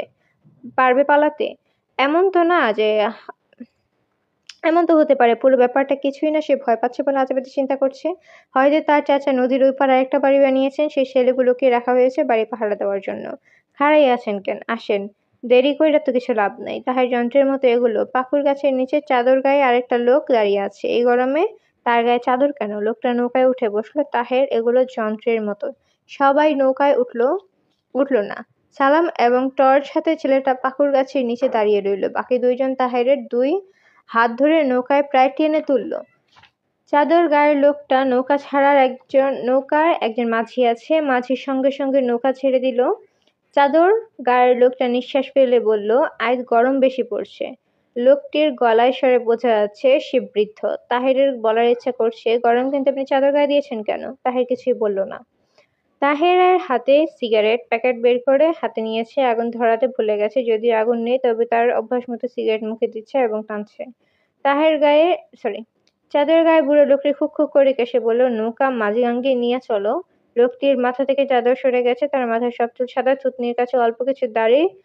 দাড়ির রং কালো। তাহের মনে হলো তার বুকের উপর যেন একটা বরফ শীতল পানির স্রোত বয়ে গেল। এরা তাকে এখানে খুন করার জন্য নিয়ে এসেছে। গ্রামের সব খুন খারাপি হয়ে নদীর কাছে। নদীর ছোট্টার চিহ্ন ধুয়ে মুছে ফেলে। জলধারা প্রবল স্রোত মৃতদেহ অনেক দূর নিয়ে যায়। জলজ প্রাণী অতি দ্রুত মৃতদেহ নষ্ট করে দেয়, চেনার উপর থাকে না। বুড়ো বলল, আপনি সিগারেট নিভা, সিগারেট ধরান, সিগারেট ধরে আরাম করে টান দেন। আহ শালার কি গরম পড়ছে। আচ্ছা। তাহের বা উম তাহের বাঁ হাতটা একজন ধরে আছে, সে ছাড়লো। তাহের পকেট থেকে দেশলাই বের করলো, তাকালো বুড়োর দিকে, মনে হচ্ছে বুড়োই হত্যাকারী। বুড়ো বন্দুক আনেনি, নিশ্চয়ই চাদরের নিচে ছোরা নিয়ে এসেছে। খোলা জায়গায় বন্দুকের আওয়াজ অনেক দূর পর্যন্ত যাবে, সেই তুলনায় ছোরা অনেক নিরাপদ। বুড়ো বলল, সিগারেট ধরান, ধরান। তাহের সিগারেট ধরানোর চেষ্টা করছে, ধরাতে পারছে না। বাতাসের বেগ প্রবল, তাছাড়া তার হাত কাঁপছে। দেশলাইয়ের ৪টি কাঠি নষ্ট হওয়ার পর পঞ্চম কাঠিটি ধরলো। তীব্র ঘামের গন্ধ পাওয়া যাচ্ছে, ঘামের গন্ধে তার বমি এসে যাচ্ছে। দেখলো সবাই এক দৃষ্টিতে তার দিকেই তাকিয়ে আছে, কেউ মুহূর্তের জন্য দৃষ্টি ফিরিয়ে নিচ্ছে না। বুড়ো লোকটির মুখ হাসি হাসি, চাঁদের আলোয় হাসি মুখের একজন বুড়োকে কি ভয়ঙ্করই না লাগছে। লিলিয়ানের শোবার ঘর অন্ধকার। হারিকেন নিভে যাওয়ার পর সুলতা থেকে বিশ্রী ধোঁয়া আসছে। লিলিয়ানের নাক অনেক জ্বালা করছে। ঘরে কি কার্বন মনোক্সাইড তৈরি হয়েছে? তার কি ঘর থেকে চলে যাওয়া উচিত? সিঁড়ির দরজার দিকে ধাক্কার শব্দ মনে হলো। ভারী গলায় কেউ বলল, দরজা খুলেন। লিলিয়ান বলল, কে? খবর আছে, দরজা খুলেন, আর্জেন্ট খবর। লিলিয়ান সিঁড়ির কাছে চলে এলো, দরজা খুলল না। তার মন বলছে দরজার অপেক্ষা করছে ভয়ঙ্কর বিপদ। দরজা খোলেন, খোলেন। কে যেন প্রচন্ড জোরে ধাক্কা দিচ্ছে। লিলিয়ান বলল, গো অ্যাওয়ে। দরজায় হিংস্র পশুর মতো থাবার মতো থাপা পড়ছে। একজন না কয়েকজন। লিলিয়ানের মনে হলো খুব কম করে হলেও ৩ জন আছে। লিলিয়ান খিক খিক করে হাসির শব্দও শুনল। ৩ জনের কোনো একজন আনন্দে হাসছে। এ আনন্দের উৎস কি? ওই সাদা চামড়া দরজা না খুললে কতক্ষণ থাকবে? আপোষে দরজা খোল। লিলিয়ান নড়ল না, দাঁড়িয়ে রইল। প্রাচীন ভারী দরজা চট করে ভাঙবে না, ভাঙতে সময় লাগবে। কতক্ষণ সময় লিলিয়ান জানে না। তাহের ফিরে আসা পর্যন্ত কি দরজা তাকে রক্ষা করবে? কিন্তু তাহের, ও কেমন আছে? ওরও কি কোনো লিলিয়ানের মতো বিপদে পড়েছে? সে কি ফিরে আসতে পারবে? অনেকদিন পর লিলিয়ান তার মাকে ডাকলো। ফিসফিস করে বলল, মা, আমি খুব বিপদে পড়েছি। প্রচন্ড শব্দ হচ্ছে দরজায়, এরা দরজা ভাঙার চেষ্টা করছে। লিলিয়ান কাঁপা কাঁপা গলায় বলল, ঈশ্বর, আমাকে রক্ষা করো। দরজার সামনে থেকে তার সরে যাওয়া উচিত। লিলিয়ান সরতে পারছে না, তার পায়ে শীষের মতো ভারী হয়ে আছে। দরজার বাইরের মানুষগুলো পশুর মতো গর্জন করছে, ভাঙ দরজা, ভাইঙ্গা ধর সাদা চামড়ারে। দরজা দরজা ভেঙে পড়ার কয়েক মিনিট আগে লিলিয়ান সম্বিত ফিরে পেল। প্রথম দৌড়ে ঢুকলো শোবার ঘরে, সেখান থেকে ছুটে গেল আয়না ঘরে। কোথাও লুকিয়ে থাকতে হবে। আয়না ঘরে লুকোনোর জায়গা কোথায়? কাবার্ড? কাবার্ড খুলে ভিতরে বসে থাকবে? লিলিয়ান কাবার্ড খুলে ভিতরে ঢুকলো, আর তখনই ৩ জনের একটা দল দরজা ভেঙে ঘরে ঢুকে পড়ল। এ দলের একজন নিতান্ত চ্যাংড়া, তার হাতে ৫ ব্যাটারির একটা টর্চ লাইট। তার বয়স ১৫-১৬-র বেশি না। সে খিকখিক করে হাসতে হাসতে বলল, এই ম্যাম কই গেছে? একজন বলল, পালাইছে, হয় খাটের নিচে নয় আলমারিতে। লিলিয়ান এদের কথা শুনতে পাচ্ছে, কিন্তু গ্রাম্য টানা কথার অর্থ ধরতে পারছে না। লিলিয়ানের মনে হচ্ছে সে কাবার্ডে ঢুকে সে বড় ধরনের কোনো বোকামি করেছে। এরা প্রথমেই কাবার্ডগুলো খুলে খুঁজবে, এক এক করে খুঁজবে। তার উচিত কাবার্ড থেকে বের হয়ে আসা, খোলামেলা কোনো জায়গায় দৌড়ে পালানোর চেষ্টা করতে হবে। পরে কোণঠাসা হয়ে পড়ার কোনো মানে হয় না। ওরা হারিকেন জ্বালিয়েছে, হারিকেন নিয়ে আয়নাঘরে এসেছে বোধহয়। লিলিয়ান কাবার্ড ছেড়ে পালাবার জন্য কাবার্ডের দরজায় হাত রাখলো, আর ঠিক তখনই কাবার্ডের ভেতর কি যেন একটা নড়ে উঠল। ঝুনঝুন শব্দ হলো। কেউ কোমল ভঙ্গিতে হাতে হাত রাখলো তার পিঠে। লিলিয়ান ছোট্ট একটা নিঃশ্বাসের শব্দও যেন শুনল। কি হচ্ছে লিলিয়ানের? সে কি পাগল হয়ে গেছে? তার কি হ্যালুসিনেশন হচ্ছে? সে এখন কি করবে? চিৎকার করে উঠবে? তাতে লাভ কি? পিঠে যে হাত রেখেছে তার হাত সরিয়ে নিচ্ছে না, যেন তাকে বলার চেষ্টা করছে, কোনো ভয় নেই, কোনো ভয় নেই। আয়না ঘরে তুমি নিশ্চিত মনে অপেক্ষা করো, এরা তোমাকে কিছুই করতে পারবে না, খুঁজে পাবে না। লিলিয়ান মনে মনে বলল, আপনি যেই হন না কেন, আমার স্বামীকে রক্ষা করার চেষ্টা করেন। ও বিপদে পড়েছে। ওর বিপদ আমার চেয়েও বেশি ভয়ঙ্কর। আমি বুঝতে পারছি, আমি খুব পরিষ্কার বুঝতে পারছি। তাহিরের সিগারেট অনেক ছোট হয়ে এসেছে। সিগারেট শেষাংশ এখন নদীতে ফেলে দিতে হবে। এরা সম্ভবত সিগারেট শেষ করার জন্য অপেক্ষা করছে। তাহির বৃদ্ধের দিকে তাকিয়ে বলল, আপনি কি চান? আপনি কি চান? বৃদ্ধ খিকখিক করে অনেকক্ষণ হাসলো। সে একাই হাসছে, অন্য কেউ হাসছে না। বৃদ্ধ হাসি থামিয়ে বলল, বিলাত দেশটা কেমন একটু কন তো শুনি। বিলাতের খবর আমি জানি না, আমি জানি আমেরিকার খবর। আমার কাছে আমেরিকা বিলাত একই জিনিস। বৃদ্ধ চাদরের নিচে হাত ঢুকালো। তাহেরের জ্বলন্ত সিগারেট হাতে লাফিয়ে পড়ল নদীতে। পানির প্রবল টান তাহেরকে নিয়ে যাচ্ছে। এটা কি তাহেরকে ছেড়ে দেবে? মনে হয় না। নৌকা নিয়ে তাহেরকে খুঁজবে, তন্ন করে খুঁজবে। তাহের ভাবার চেষ্টা করছে তার বেঁচে থাকার সম্ভাবনা কতটুকু। খুব বেশি নয়, সম্ভাবনা ক্ষীণ, কারণ তাহের সাঁতার জানে না।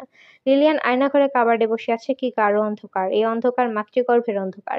কোনো মানুষের পক্ষে এই অন্ধকার সহ্য করা সম্ভব না। হঠাৎ অন্ধকার থমে গেল। তিনজনের দলটা আয়না ঘরে ঢুকলো। কাবার্ডে বসে থাকার অর্থ হয় না। লিলিয়ান ঠিক করলো সে দরজা খুলে বের হবে, বলবে তোমরা কি চাও। লিলিয়ান দরজা খুলতে পারল না। কে যেন লিলিয়ানের পিঠে হাত রেখেছে। সে এবার লিলিয়ানের হাত চেপে ধরলো। নরম হাত, হাত ভর্তি চুড়ি। রিনরিন করছে, চুড়ির শব্দ বেজে উঠল। এসব কি স্বপ্নে ঘটছে? টর্চ হাতে ছেলেটি বলল, কুদ্দুস ভাই, আমার মনে হইতেছে মেম সাহেব এই ঘরের সেন্টের গন্ধ পাইতেছি। মেম সাহেব শরীরে সেন্ট দিছি, হি হি হি। লিলিয়ান শক্ত হয়ে আছে। এই বোধহয় কাবার্ডের দরজা খুলল। না, ঠিক তখনই ঘরে ঝনঝন করে শব্দ হলো। টিনের কিছু একটা মেঝেতে পড়ে গিয়েছে। দলের তিনজনই ছুটে রান্নাঘরের দিকে গেল। দৌড়ে যাবার জন্য হারিকেনটা নিভে গেল। যে লিলিয়ান হাত ধরেছে সে তাকে কাবার থেকে বের করলো, টেনে নিয়ে যাচ্ছে পাশের ঘরে। চারিদিকে জমাট বাঁধা অন্ধকার। চাঁদের আলো কোথায়? আজ কি চাঁদ ওঠেনি? কিছুই দেখা যাচ্ছে না। লিলিয়ান অন্ধের মতো অনুসরণ করে যাচ্ছে। তার বোধ লুপ্ত। সে কি করছে নিজেও জানে না। তারা দুজন এখানে দাঁড়িয়ে আছে একটা পর্দার আড়ালে। এটা কোন ঘর? লিলিয়ানের এই সব এলোমেলো হয়ে গেছে। যে তার হাত ধরে আছে সেই বাকি। আসলে কি কেউ তার হাত ধরে আছে? তিনজনের দলটি এ ঘরে এসেছে। তারা এখন খানিকটা বিব্রত। একজন বলল, গেল কই? বশির ভাই গেল কই? এই ঘরটা দেখা হইছে? একবার দেখলাম। আবার দেখো, পর্দা টান দিয়া ফেলা। একজন এসে পর্দা ধরল আর তখনই সবার ঘর থেকে খিলখিল হাসির শব্দ শোনা গেল। মিষ্টি মেয়ে রিনরিনে গলা। টর্চ হাতে ছেলেটা বলল, হাসে কেটা বশির ভাই, হাসে কেটা? তিনজন এগুচ্ছে শোবার ঘরের দিকে। এবার আগের মতো ছোটাছুটি হচ্ছে না। হাসির শব্দ আরো বাড়লো, তারপর হঠাৎ করে থেমে গেল। লিলিয়ানের মনে হচ্ছে সবকিছুই আমার কল্পনা। আমার উত্তেজিত মস্তিষ্ক আমাকে এসব শোনাচ্ছে, দেখাচ্ছে। কেউ আসলে আমার হাত ধরে নেই। কেউ আমাকে টেনে নিয়ে এক জায়গা থেকে আরেক জায়গায় নিয়ে যাচ্ছে না। আমি নিজেই জায়গা বদল করছি এবং কল্পনা করছি প্রচন্ড ভয়ের কারণে আমার এরকম হচ্ছে। ডক্টর বার্মান আমাকে তাই বলতেন। তারপরেও লিলিয়ান ফিসফিস করে বলল, আপনি কে? ছোট্ট নিঃশ্বাসের শব্দ শোনা গেল, কোনো জবাব পাওয়া গেল না। লিলিয়ান বের হয়ে এলো পর্দার আড়াল থেকে। নিজের ইচ্ছা নয়, তার হাত যে ধরেছিল সে তাকে টেনে বের করলো। সে চরকির মতো ঘুরছে এ ঘর থেকে ওই ঘরে, যেন সে এক মজার খেলা। একসময় লিলিয়ান লক্ষ্য করলো সে লোহার পেঁচানো সিঁড়িতে দাঁড়িয়ে। বাইরে অন্ধকার গাঢ় নয়, অস্পষ্টভাবে সবকিছু দেখা যাচ্ছে। এখন আর কেউ তার হাত ধরেনি। এতক্ষণ যা ঘটেছিল সবই তার কল্পনা। মস্তিষ্ক তার নিজস্ব নিয়মে আহ বিভ্রম তৈরি করেছে এবং তাকে নিয়ে এসেছে ঘরের বাইরে।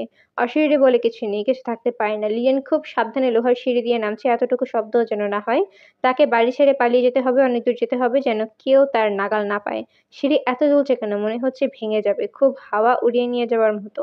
এই ব্যাপারগুলো তো স্বপ্নে ঘটেছিল। এখন কি সে স্বপ্নই দেখছে? পুরোটাই কি স্বপ্ন? লিলিয়ানের শরীর অবসন্ন, অসম্ভব ক্লান্ত। ঘুমে চোখ জড়িয়ে আসছে, ইচ্ছে করছে সিঁড়ির রেলিং জড়িয়ে ঘুমিয়ে পড়ে।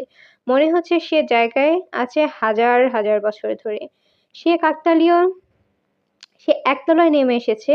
তার সামনেই এ বাড়ির ভাঙা প্রাচীর। ফিসফিস কথা শোনা যাচ্ছে। কেউ কি নিচে অপেক্ষা করছে তার জন্য, নাকি ওরাই নেমে এসেছে নিচতলায়? দোতলা থেকে টর্চের আলো ফেললো সিঁড়িতে। আলো এদিক ওদিক যাচ্ছে, খুঁজে বেড়াচ্ছে লিলিয়ানকে। আরেকটু হলেই সে আলো পড়তো লিলিয়ানের মুখে। লিলিয়ান ক্লান্ত গলায় বলল, ফিসফিস করে বলল, আমাকে সাহায্য করুন, আমাকে সাহায্য করুন, প্লিজ হেল্প মি।